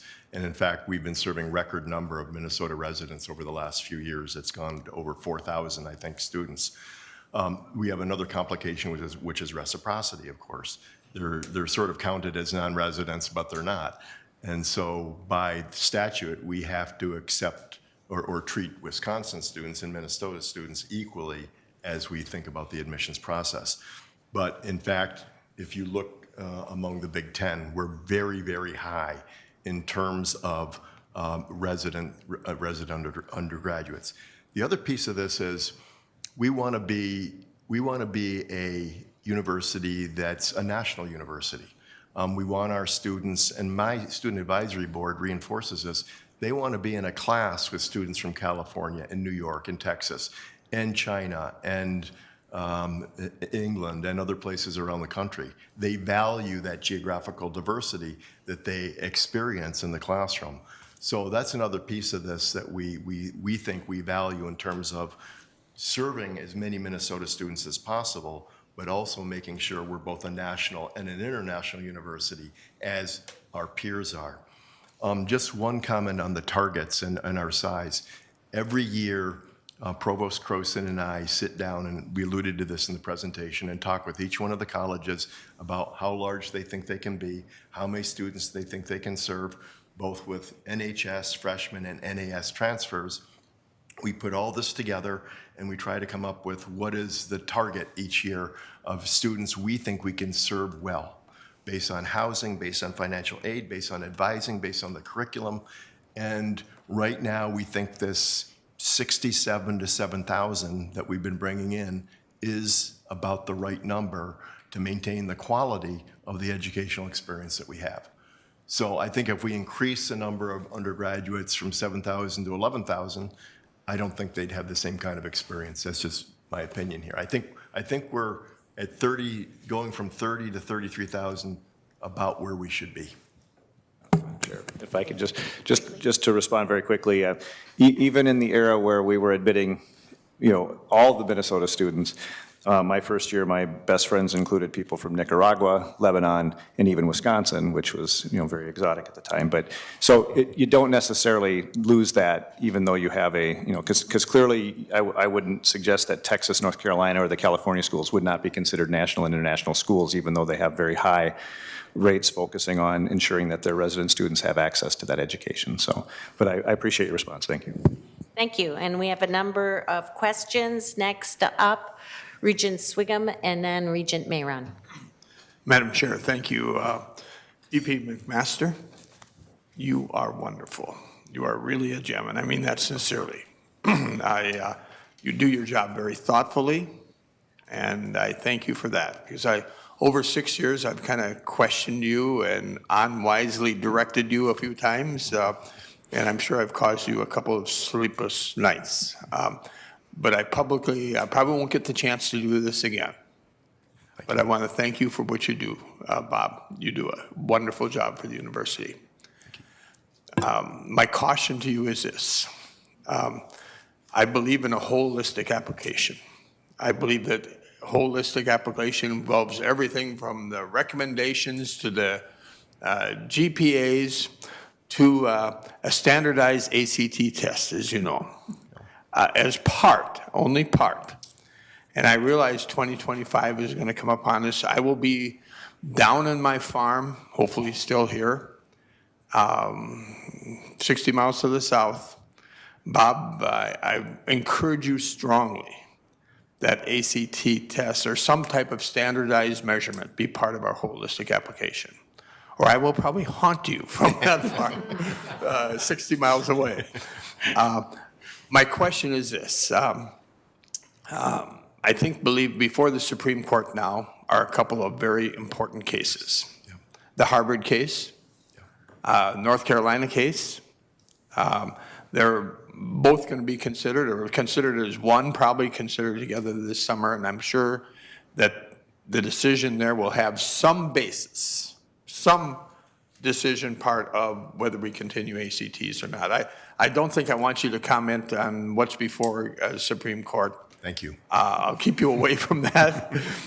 I have my feelings and others have theirs, but no question, I guess I won't come to a question, but just know 2 years from now, I think part of the holistic application ought be some type of standardized test, or I will call you. Thank you, Regent Swickham, and you can bet on that. Thank you. Regent Mayron, and then Regent Powell. Thank you. One is a comment and then one is a question. So I really appreciate the balancing act that you and we are going through to figure out how do we increase access, continue access to our Minnesota students, as Regent Rocha talked about, at the same time trying to keep tuition reasonable vis-a-vis our students, but also our peers and where our students may be looking to. Trying to balance the desire to serve our Minnesota population at the same time looking at alternative revenue sources. And so, I think about what I've been told about, for example, Wisconsin, is that 50% of their student body comes from outstate, right, which allows them or contributes to their ability to keep their tuition for in-state residents down, creating a different student mix, a different commitment to their own in-state residents. And so I'm struck again about the complexity and the balancing that you all have to go through, and appreciate how you attend to that. My question has to do, as I looked at the challenges that you listed on one of the slides, I'm wondering whether public safety in the Twin City campus has played a role, at least in the near term, towards challenges towards enrollment here. Obviously, we're reporting on it on every board meeting here. It's been of huge concern. Students and parents talk about it all the time, and whether their child is going to attend the university at the Twin City campus or stay on here. So have you picked up any or done any research or anything to figure out whether public safety is playing a role in keeping enrollment or impacting enrollment here on the Twin City campus? Sure. Vice Provost. Yes, Chair Davenport, Regent Mayron. We don't see any strong evidence that it affects the number of applications or the yield rate to the campus. We do pick up chatter, our admissions office, from parents, in particular parents, and it's often from greater Minnesota who have concerns about the safety on campus. So I can't say it's not on the minds of many of parents and students, but it doesn't seem to be affecting the actual yield rates and numbers on our campus. What about retention rates? Are you seeing any evidence that it's impacted retention rates, or that you've been able to identify a connection between the two? None. As of now, none. No connection whatsoever. Okay. I do appreciate the comments that come from parents and students and their concern about it, and wanted to see how, if at least there's any evidence that it's playing a role in our attraction or retention of students. Yeah. Thank you. Thank you, Regent Mayron and Vice Provost. Next, we have Regent Powell, Student Rep. Vasilopoulos, and Regent Hipsch. Thank you, Chair. So I have a comment / suggestion, and then maybe a question, and the comment builds on the question and commentary of Regent Rocha, this whole area of, what's the right mix, what are the trade-offs. What I'm taking away from this is that we think we can at the undergraduate level, we can accommodate 33,000, 33,500 without needing to make substantial investments in either teaching or housing capacity. I mean, that's what we could do. I guess my suggestion would be that at future meetings, we sort of lay out, here's what we believe is the most desired mix. within that 33.5. And you've talked about, Rachel, about doubling the number of international, that may be the right number, I don't know. But I just think if we sort of lay out the mix, but going from 5% to 10% would generate tens of millions of incremental revenue, and I think add to the campus experience. I think we could do that without reducing the percentage of Minnesota high school graduates, which is at a record level now, I think at whatever it is, 13, 14%. I think if we say, here's the plan, and here are the numbers, and here's the mix, and here's how it'll take a while to get there, that would give us something concrete to digest, and we can start to get into the discussion with you on what the real trade-offs might be. But like many others, I think the idea of really building on the NR, and international as a way to strengthen the campus experience and revenue is a good idea, as long as we can do it without, sacrificing our mission to the state. The other question I have is the big growth in non-degree students that you showed, and maybe if you can tell us what's going on there. Yeah. And then just the final thought for you, as we talk about University of California and their requirements around. I will also tell you that they reject a lot of kids and have historically for many years, and I know for a fact because I was one of them. So, I'm sure I'm right on that point. So anyway. Vice Provost. Thank you. Sure. Chair Davenport and Regent Powell, in terms of the non-degree students, that was a switch in how they were counted. IPEDS and the Department of Education asked us to start to count college in the schools kids. And so they got added into the equation, and that bumped the numbers up on a one-time basis. So there's no real story there, actually. All right, thank you. Yeah.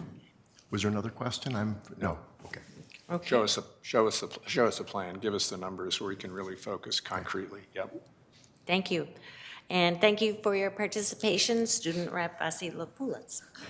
Thank you, Chair Davenport, Vice Provost McMaster. Thank you so much for your time today and for your presentation on the Twin Cities specific enrollment plans as they relate to Impact 2025. I wanted to bring up a point also on the resident versus non-resident discussion and enrollment numbers and what that balance looks like.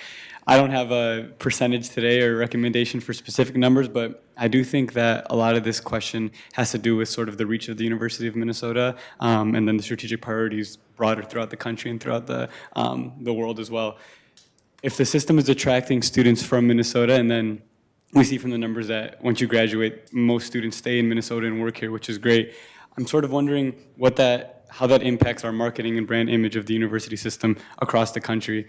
I'm a non-resident student from the city of Chicago, so obviously if the Minnesota brand didn't reach beyond state borders, I wouldn't have been here, so that's important to me. But also, I'm sort of wondering how increasing our reach beyond the state can broaden our applicant pool and also broaden opportunities after students graduate, whether that be them moving back to their home state and then attracting future University of Minnesota applicants. So I was wondering if you can speak a little bit today about how non-resident students impact enrollment numbers and how they might broaden our applicant pool and future opportunities. Thank you. Vice Provost. Sure. Chair Davenport and Representative. So the percent of non-resident students has varied quite a bit over the last few years. We actually had reached a high point around 2018-19, around 16% of our students, and the pandemic really clobbered that and brought us back down, and we're kind of rebuilding now. But we do market heavily with our regional recruiters and the other mechanisms. We buy a lot of names from EAB, our marketing firm, and other mechanisms to get students to apply to the U of M. And you're spot on. One of the reasons is when we bring students in from outside, it's a talent issue that we will retain a certain percentage of those, especially given we're in a large, dynamic metropolitan area who will stay here and live here and maybe spend their lives in our workforce.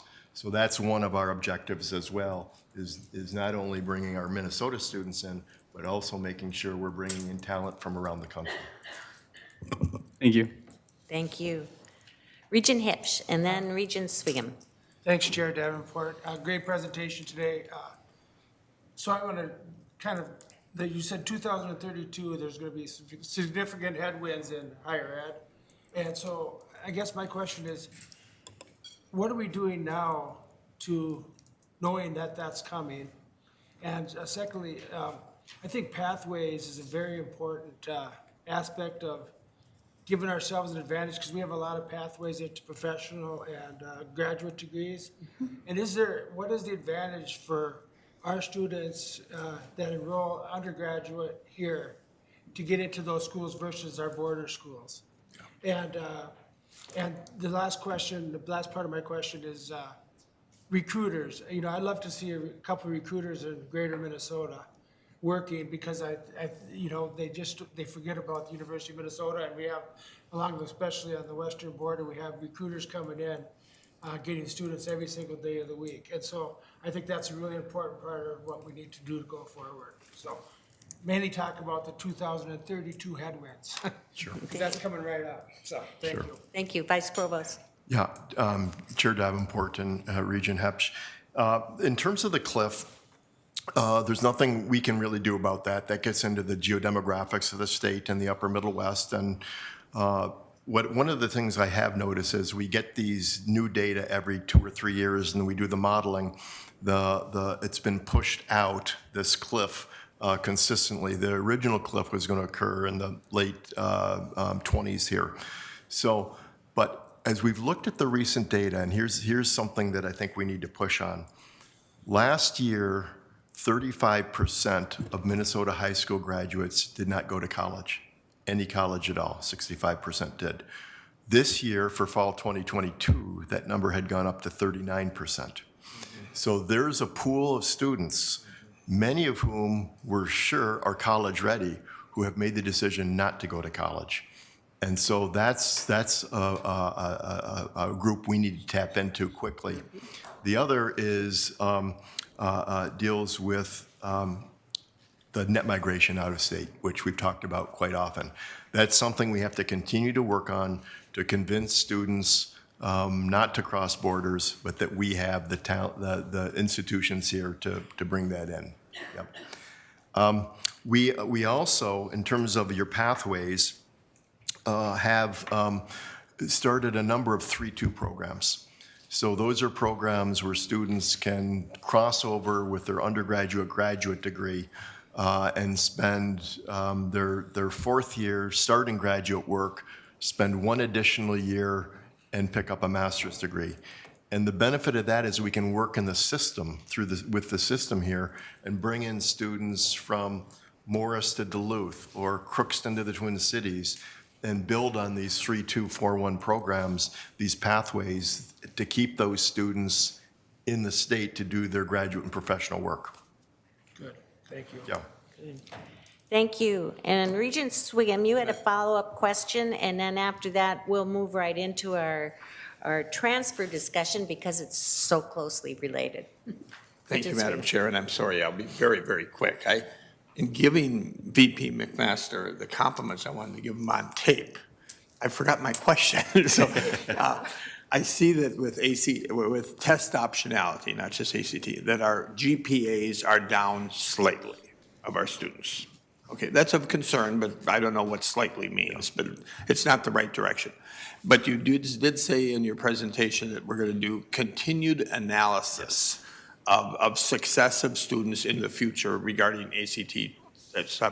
What is that, so I can be fair to you in 2 years when I call you?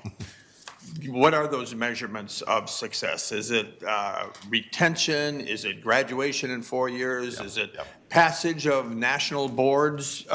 No? Okay, tell me what I should be looking for. Sure. Vice Provost. Chair Davenport and Regent Sviggum.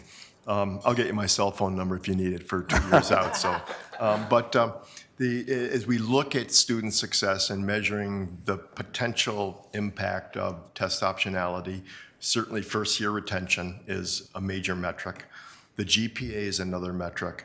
Another is the number of DFW grades and whether these students differentially are picking up DFW grades. And then ultimately, it's in 4-year graduation. So the 2025 date that was established is going to capture the first test optional group in terms of a 4-year rate. Okay. The other thing to consider here, though, is we look at all the data. There's a a confounding variable that we haven't been able to tease out yet and may not be able to, and that's COVID and the pandemic and the impact of their educational experience in high school, which there's a national literature emerging on this, that it's a very serious problem. Students are coming in with learning deficiencies that they did not have before. Thank you, Bob. Thank you. And one more question. Regent Ruth Johnson, please. Thank you, Chair Davenport. And Vice Provost McMaster, I just want to, I think the comments you made about how there's a growing number of high school graduates not going to college is really significant, and something that all of us as regents and as citizens need to think about and work on. And I just want to commend here, I have here the Rochester Post Bulletin editorial, January 3rd, 2023, Lori J. Carroll. In 2023, college is a great next step for many after high school. It's an excellent kind of apologetics, if you will, very persuasive for the value of a college education for those who are kind of completing high school. I'm sure we can get copies of it. It's a great thing, but I really think it's something that we, as citizens and as regents need to try to get out the word. There's kind of a growing sense, I think, among many high school graduates that maybe the cost is great and maybe the return isn't as good as we thought it would be and all that. But I think there's a very strong case to be made for the value, continuing the value of an education. And that's something we should take a look at. Thank you, Regent Johnson, and we'll get that out to our members. And one last quick from Regent Rocha. Thank you. Thank you, Chair Davenport. And just building off of Regent Johnson's question, we talk about the students that are choosing not to come. We're also seeing a growing difference between gender in people choosing to come to college. And I note that in Chancellor Carroll's presentation, there was a bullet on the gender ratio, 80-20, female to male. When you talk about that 39% that are not pursuing post-secondary, is that pretty uniform between the genders, or is a larger percentage of that reflecting male students coming out of high school choosing not to pursue higher education? And then you certainly may opine on the theory as to why that's happening, if it is. Chair Davenport, Regent Rocha, that's exactly right. There is a difference in terms of the college-going rates for males and females, and it's been growing over the last decade. I think we've talked about that before. I've actually had conversations with the Commissioner of Higher Education about this, whether he has any kind of insights from his standpoint on this. And the one thing that it's hypothesis now, there's no data to confirm this. As students graduate from high school, there seem to be many more high-paying jobs for males traditionally than females. In the construction, in the trades, and in other kinds of activities. And so males are more easily drawn out into these jobs than females are. There's also just the basic fact that women tend to have higher academic metrics coming out of high school, which plays into this. Regent Rocha. Thank you, Madam Chair. And just, normally I'm blathering on about the past, but just trying to be a voice for the future a little bit. I think there also can be a potential for intimidation. I mean, we want to make sure it's an environment that's inviting to all, and to make sure that there isn't something going on in this setting that may be, intimidating or less attractive to the students coming out as male students, in part because of the academic difference, but also just in terms of the sort of the cultural presentation of the schools too, and the kinds of conversations we have and how we confront various people in that regard. So, because if not, I think that's going to continue to grow and to the point where it's a crisis. So, thank you. I agree.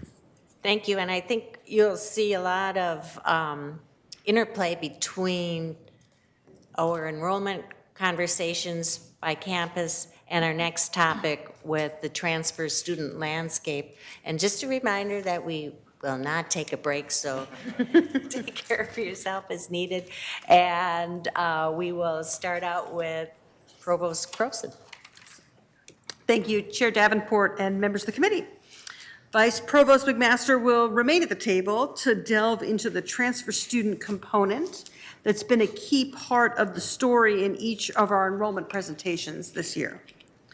As you saw from the data, transfer student enrollment has been down on all of our campuses, which is part of a national trend. Although we don't have an impact metric tied to transfer student enrollment, we do have one that measures the student success of our transfer students, and which Vice Provost McMaster will address in this presentation. But focusing on enrollment, here again is the data on transfer student enrollment for all of our campuses, which show the decline that we're seeing, and again, reflected on many campuses across our country. To provide you with more detail about that landscape, as well as the strategies we're employing to ensure the success of our transfer student population, I will turn the presentation over to Vice Provost McMaster. Vice Provost. Yes, Chair Davenport and members of the board, like a bad penny, I'm back again. So the board is well aware of the recent downward trends with the enrollment of transfer students. This graph, which you've seen multiple times, depicts a downward trend for the system with the most significant decline on the Twin Cities campus given our size. In the category of misery loves company, this is unfortunately a national trend, in large part due to the significant decreases in enrollments at our two-year colleges. There are a few notes about the transfer students that I wanted to make to start. First, there are several types of transfer students that we talk about. One are external transfers that come in from outside the university. Those are what we call NAS, New Advanced Standing. There are IUTs, inter-university transfers, coming or moving between and among our system. And then another type of transfer is the ICT, which is the intra-campus transfer. Those are students that are moving among the colleges on any one campus. They're changing majors, basically. We're really talking about mostly NAS, external transfers, and IUTs today. There's another whole story around ICTs. It seems obvious from the graph that the application trends mirror the trends in enrollment.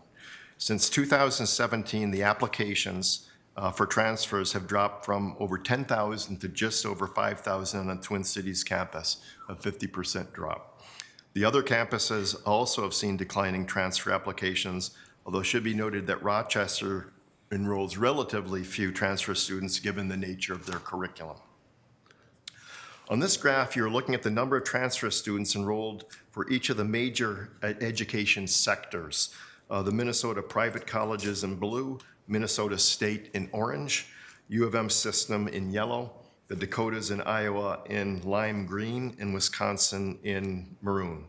Not surprisingly, the UMTC's major competitors are Minnesota State, Mankato, Iowa State, North Dakota, and UW-Madison in terms of numbers of transfer students going to those places. In our goal of enrolling more transfer students, we need to be mindful of our market position compared to our regional competitors. This graph shows the 20-year trend for UMTC transfer enrollments.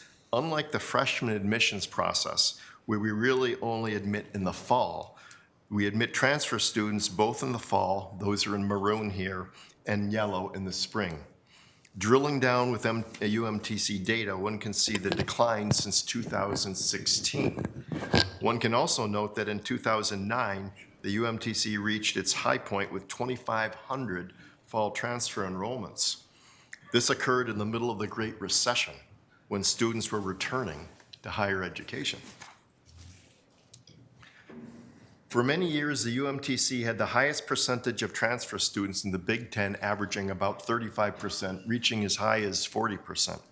When Maryland and Rutgers joined our peer group, given their high percentages, we dropped to third. We're often asked why our percentage of transfers is so high on our campus. I don't believe we have a crystal clear answer for this, but our metropolitan location seems to provide one explanation. We have many 2- and 4-year institutions in close proximity where students can easily transfer to the U of M. The fact that the other high percentage schools are Maryland and Rutgers also have high percentages seems to support this urban transfer effect. In terms of feeder systems and schools, This detailed pie chart shows the dominance of Minnesota State two-year colleges, representing 42% of transfer students to the U of M Twin Cities. The U of M system at 9%, Minnesota State four-year colleges at 7%, Wisconsin at 7%, and the Minnesota private colleges at 5%. The UMTC right now enrolls very few students, transfer students from outside of our region. As we think about major transfer pipelines, this slide helps to explain the decline in applications and enrollments. Over the past decade, Minnesota State two-year enrollments have dropped by 37%. Minnesota State four-year numbers have dropped by 24%, and the Minnesota private enrollments by 11%. Given these declines, which we hope, of course, will be reversed, and given the very strong freshman applicant pool that we have on the Twin Cities campus, it seems unlikely the UMTC will return to a high percent of 35% in the future. Each of the 5 U of M5 campuses has worked hard to improve the transfer experience and to improve the retention and graduation of transfer students. We provide a sample of some of the efforts in this presentation. On the Twin Cities campus for the past decade, we worked to improve the transfer experience in several areas as illustrated on this slide. We established an enhanced transfer student orientation and included transfer students in Welcome Week and in Convocation. We participated in the National Transfer Student Week and established a transfer student network. In terms of resources, we created the transfer newsletter and a transfer student website with many resources for students.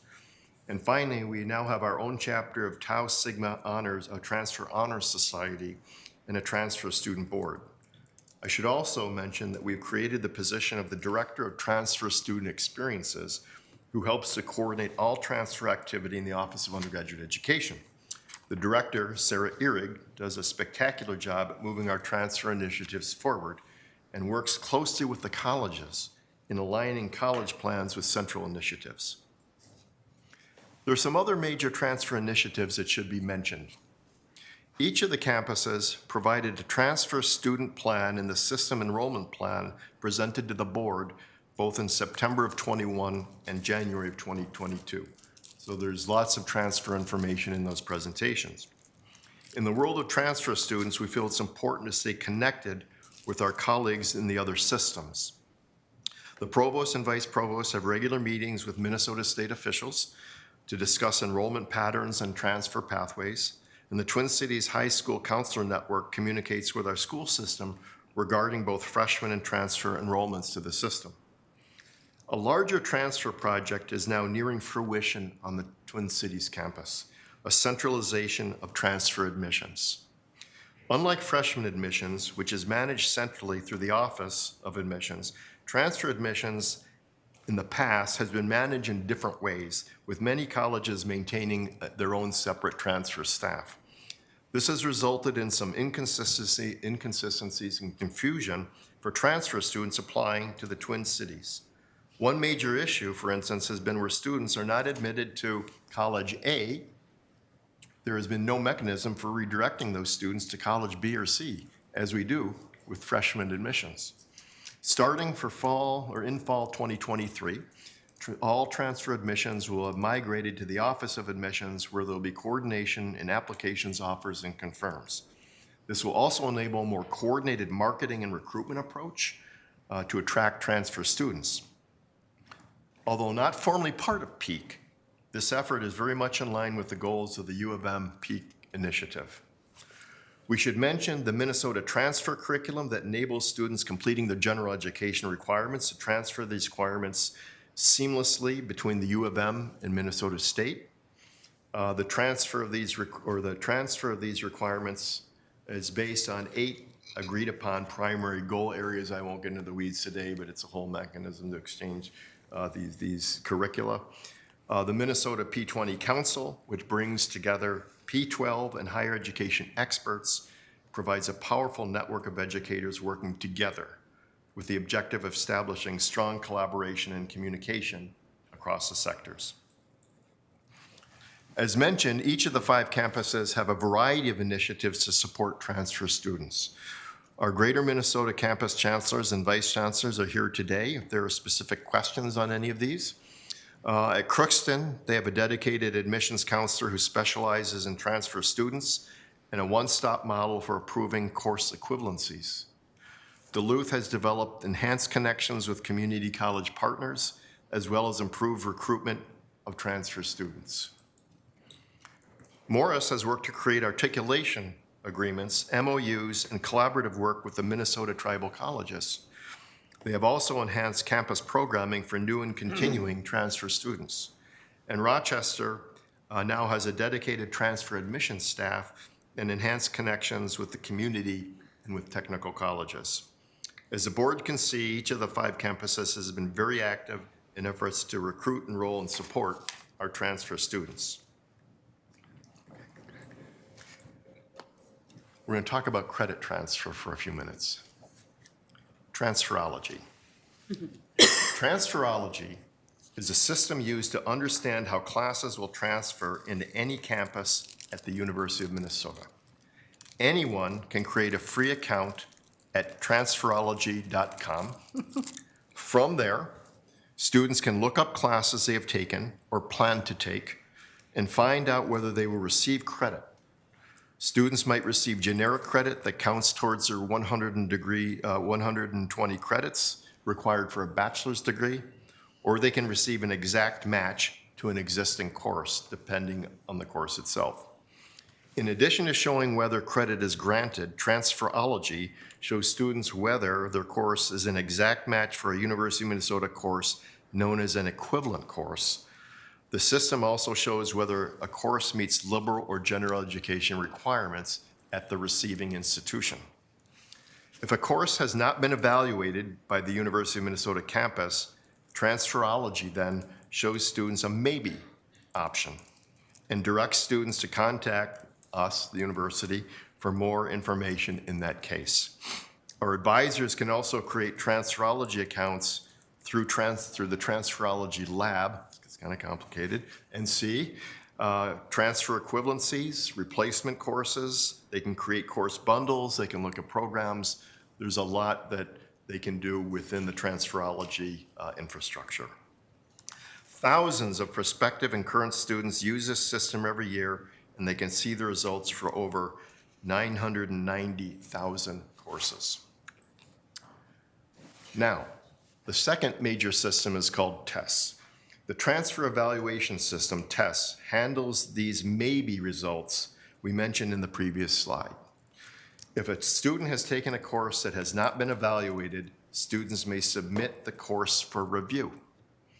On the Twin Cities campus, the admissions website directs students to an online form where they enter course information for whatever course they're asking about and attach a syllabus.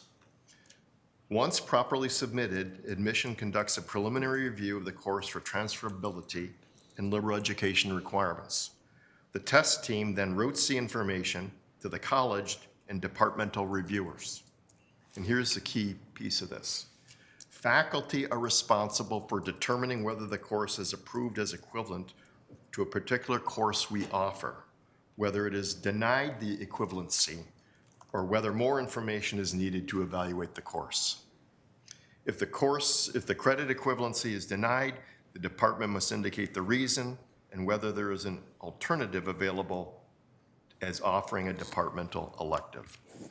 Nearly 15,000 courses have been sent through this process since we launched the test system in 2018. This slide depicts a breakdown of the sources of courses reviewed in tests. The majority of the requests are for out-of-state courses, particularly as a function of what has already been reviewed. The next largest group are courses taken at Minnesota two-year institutions. Two recent initiatives have been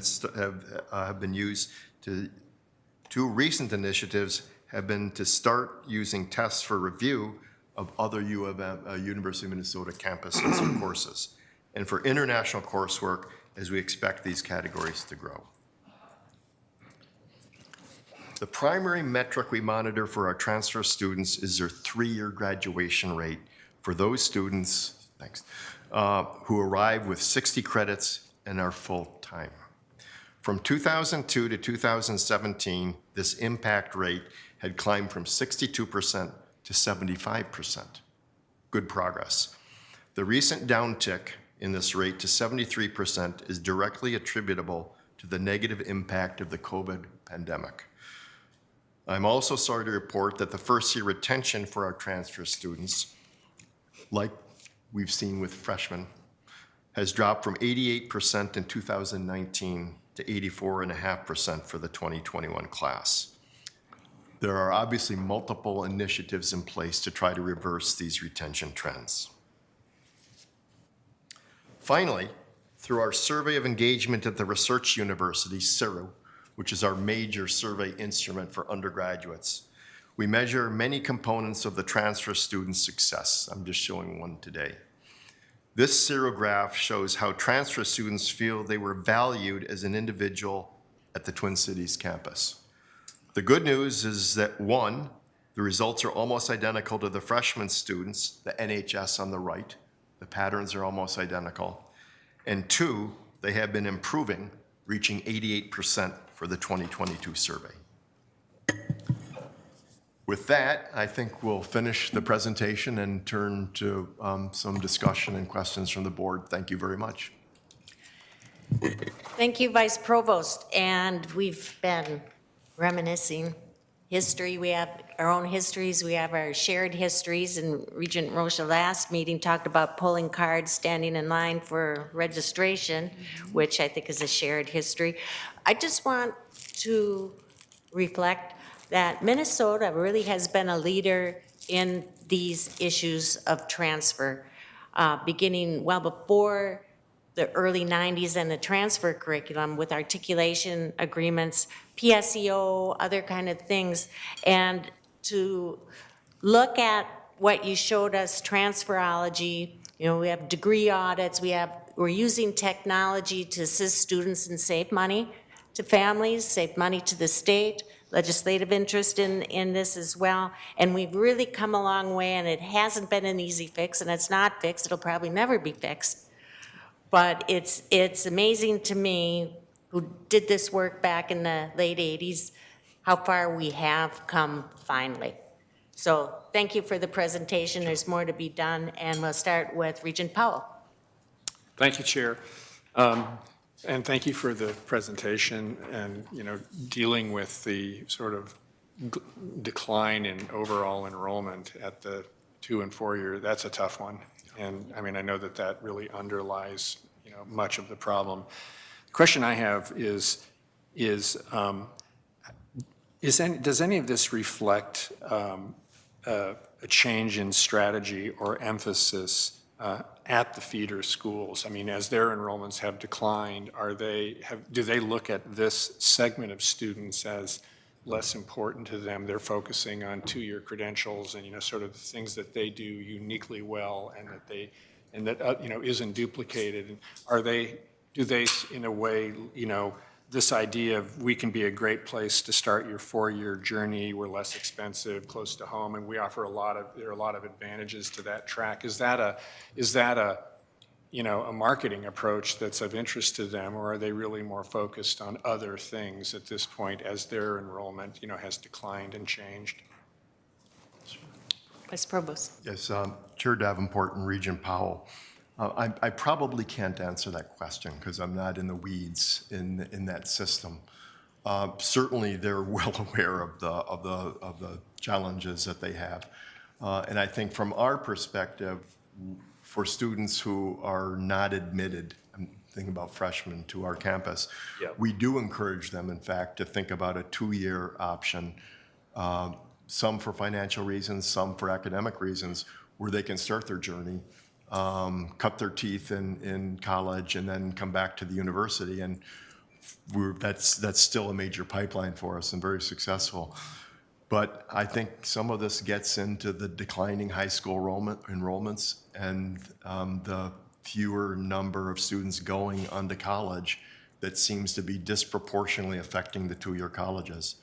I think there might be others, including Chair Davenport, who would have good answers here as well, but that's what I think might be going on. Yeah. I'll spare you at this point. Do you follow up? No follow-up, thank you. Okay, thank you. Regent Hibbs. Thanks, Chair Davenport.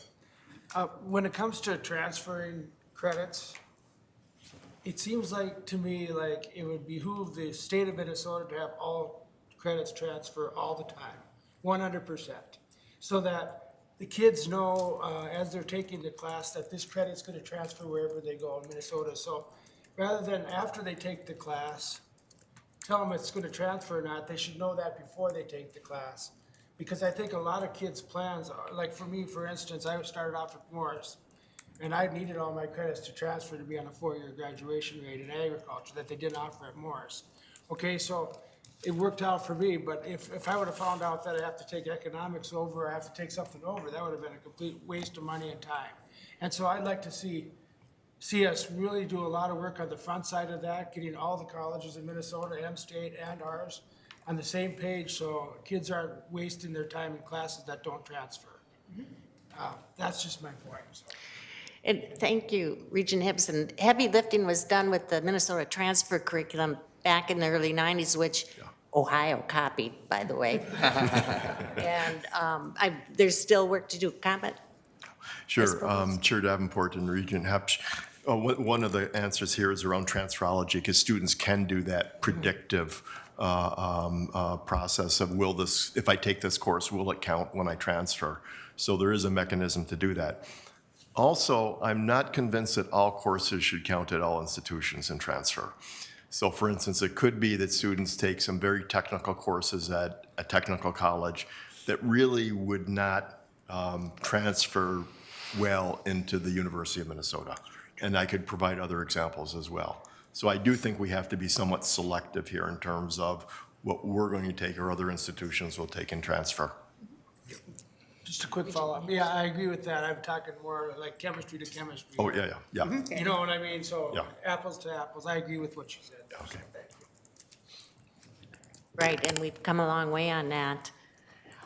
Regent Rocha. Thank you, Chair Davenport. And just on that point, following from Regent Hibbs' comments, the College of Ag had lots of opportunities for people that wanted to take them. When I was an undergrad, I had a chance to study for a semester in Paris, France, but it was through the College of St. Teresa in Winona, and none of those credits lined up. However, I was able to petition on that basis and took up a bunch of elective credits. So I was able to get, I didn't lose time as a result of that. I would assume that that's still something that can be done, but it takes a bit of initiative and so on. But to Chair Davenport's point, that was a huge issue. I mean, 1990, we found that you could take an econ, 100 level or 1,000 level, it's 4 credits, but here it would be 5, and this campus didn't acknowledge those 4, so you really just had to start over. That made no sense. And so, and then also within the 2+2 process, to make that make sense, you needed to have them line up. And so there was tremendous work, and I know Chair Davenport was a part of that process and really streamlining it. And, I don't know that the students that took advantage of it have no idea that they took advantage of it, but their lives are better because of it, because it saved them time and money.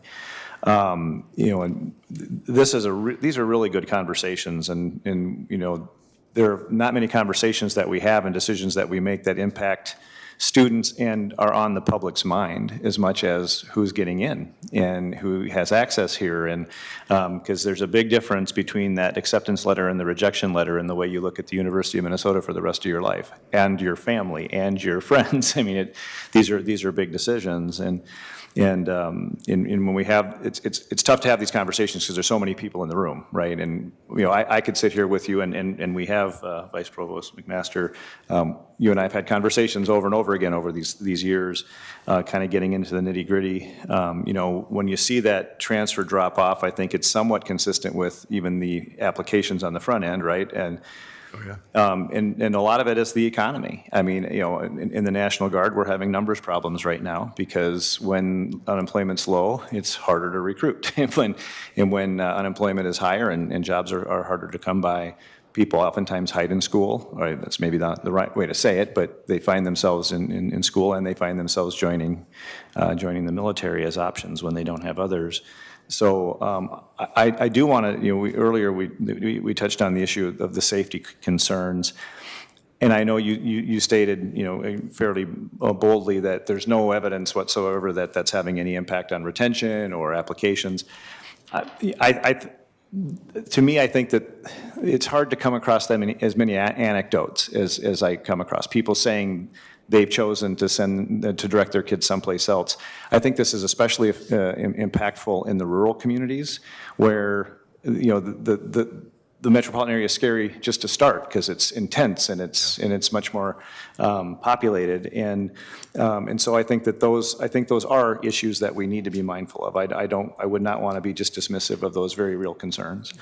But when we talk about the transfers, at one point in time, the phrase was uttered that we have an agreement with the state to accept so many transfers. I'm not aware, I've never heard a legislator say that. I've never heard someone say it's really important that we focus on transfers. I don't think that really registers with them. And when we talk about transfers, I also, as you know, I've had concerns about the fact that it's not uniform across programs. The higher, and right now it's not an issue because we're test optional, but when ACTs were sort of part of the, self-image of the institution, a concern I don't share, then we found ourselves admitting fewer incoming students in CEHD and in my college CFANs because they tend to trend lower on ACT scores, and more at Carlson and CSE, Science and Engineering. That doesn't seem right to me. I hope we don't go back to that regime. I don't know what the numbers are right now, but to me, it feels like the concept of transfers as an opportunity, I think it's valuable. I don't think to me, it's not a priority. But when it does happen, it should be seamless. And I think that the institution, as in your presentation, is doing a good job with that. But at the end of the day, getting students in, I also know that I graduated with transfer students, and their sense of belonging and loyalty to the institution is different than those that started out as a freshman and did all 4 or 5 or 6 years here. So from that standpoint, I think that, clearly, I would think the directive you'd receive from this board is do all you can to make it great. If you're going to have a transfer, make it seamless, make the credits transfer as Regent Hipsch identified, and so on. But I don't see it as a priority. I would rather focus on identifying the students that are prospects for a solid 4-year experience, having housing options on campus that make them part of the community within a safe environment. That's to me your ideal situation for getting students through this institution. So those are my thoughts. Thanks. Thank you for your thoughts. Regent Rocha, any comment? No, thank you. Then we'll move to Regent Farnsworth. Thank you, Chair Davenport. One question, and I want to also thank Regent Rocha for following up on the safety comment. I do think it's a concern, and especially relevant to this transfer student conversation. I wanted to follow up on and ask a question about PSEO. I think I'm glad you highlighted transferology because I think it's a really powerful platform. And I don't know, maybe I missed who owns it or who started it, so I'd just be curious to learn about that. But I'm wondering when looking at an element of this, related to transfer student admissions, related to the last presentation and this presentation around PSEO and those dual credit opportunities that a lot of transfer students have taken advantage of, which I'm a huge advocate for, and we've had conversations here in the past about that. I'm wondering, I know there's been, I think there was Representative Knorr was talking about this at the legislature the other day. There continues to be efforts to strengthen dual credit opportunities, which I think benefits our transfer student admissions when we're in on that. And I don't remember what the specific pieces of legislation are, but I'm just wondering, I guess, one, learning just that background information about transferology, because I think it's a great tool. And two, are we, as part of our legislative agenda this year or in other ways, being really a strong partner and a leading proponent for some of these opportunities to strengthen dual credit programs, which again, relating back to the presentation, I think strengthens our admissions and then also, gives potential transfer students, even a well-equipped potential transfer students to engage with us and have success. So I just thought I'd bring it up here and ask that question. Thank you. Vice Provost McMaster. Yes, Chair Davenport and Regent Farnsworth. I actually don't know who owns Transferology. I wish I did. But we can certainly find out. I assume it's some private entity out there in the ether that owns it and runs it. So we'll get you that information. Yeah, I guess that's fine. I mean, really the question was, is it something we're contracting with, or is it something homegrown? So that's, at some point, I'd be interested in that, but that's definitely a good enough answer for today. Sure. In terms of dual credit, obviously the Twin Cities and all of our campuses are extremely supportive of dual credit, all forms of it, PSEO, College in the Schools, the International Baccalaureate, AP. And so our admissions office is very proactive in messaging to students the importance of this early on, because we work with students in the sophomore and junior and of course senior year, and that this can really help reduce the cost of an education by completing as many credits. As an aside, we have seen the number of dual credits increasing every single year as students come to the university. I have one story of a student, this is a long time ago, who was coming in with 90 credits and wanted to graduate in 1 year. I encourage that student to think more long and hard about that there's more to this than getting out in 1 year. But we're seeing that growth. So the point is, we're very supportive of that. We message this to incoming students, especially those that are sophomores and juniors and still have an opportunity to take PSEO. PSEO is really the gold standard in my mind, because those are courses that are taught here. And so they transfer, there's no transfer issue. There are courses with the others. I will say that related to the legislature, the P20 Council has had 4 major priorities over the last few years. One of them is around dual credit. And the major sub-initiative within that is around equity issues with dual credit. Because across the state, there's a disproportionate number of greater Minnesota kids and low-income kids and BIPOC kids who don't have access to dual credit. And so the whole idea is, how do we really enhance all that to try to make sure that there's equity in access to these dual credits? The other piece of this is, there's been a report that just came out around the financing of dual credit, because PSEO is actually not a good deal for the high schools. And we pay, I think, 50 cents on the dollar for students who take our courses here. And so it's a proposal to the state is, can you fix the financial inconsistencies in these dual programs, dual access programs? Chair Davenport, thank you. You're totally right. Those are 2 very valid concerns with PSEO. And so I hope I know we are through P20 and other things, working on those. But those are important to highlight. So thank you for adding that. Can I just interrupt here? I'm going to educate my colleague here, doing some Google research. So it's owned by, I didn't even know the term Transferology until this presentation. It's owned by College Source Inc., which is a San Diego company that's been around since 1971. So there you have it. Thank you. Thank you very much. Yeah. San Diego, maybe they'll hire me to come help them. Very good. And I think I recall that the University of Minnesota was the first adopter in the state. So thank you for the excellent presentation, and thank you, colleagues, for the good discussion.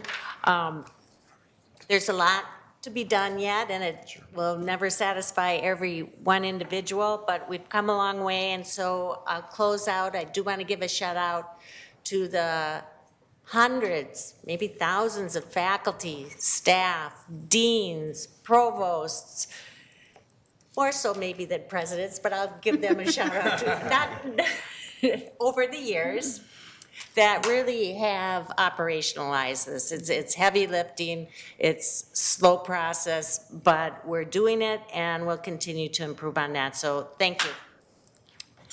And with that, we'll go to our consent report. And so thank you again for the presentation, and Provost Croson, will you go ahead with the consent report review? Chair Davenport, I'm happy to present the consent report for your consideration with my and the President's recommendation for approval. I'm happy to take any questions anyone might have. First, is there anyone who would like to separate out any item? Seeing none, any questions or comments? Is there a motion to recommend the consent report? Move it. Second? It's been moved and seconded to approve the consent report. All those in favor say aye. Aye. All opposed say no. The motion is approved. Next is information items. And again, Provost Croson, if you would move us through those. Chair Davenport, members of the committee, I'm pleased to remind you that the first information item for 2023 is in your February docket. It's our regular report of select student, faculty, and staff accomplishments that have been gathered since our last meeting in December 22. I will mention one announcement that came out on Wednesday and so didn't make this cycle's report, which is the election of Dean Andrew Aline, the Dean of the College of Science Engineering, to the National Academy of Engineering. So we're very happy and proud of him as well. In addition, in our information items, we have several reports that are mandated by the legislature and that we provide for your information. And that concludes my report. Any questions, comments? Regent Powell. Just a very quick one. Chair, thank you for Provost Croson. I noticed in the information items, there's a $33 million gift to support continuing and professional studies. Wow, very impressive. And I'm just wondering, maybe give us just a few headlines on that, amazing gift. Sure. Chair Davenport, Regent Powell. So this was a truly amazing estate gift that we received from an alumnus of CCAPS, who also made some significant gifts to other Minnesota organizations, including most notably NPR. Bob Stein, Dean Stein, and the previous dean of CCAPS had worked extensively with her. She already had a scholarship fund, and they had done just a really fantastic job of stewarding that fund, demonstrating the impact of the gift that she had made on all of our students, and we were delighted when this estate gift came through. Great, thank you. Thank you. Any other comments or questions? All right, thank you, everybody, for this very productive session, and with that, I will adjourn the meeting.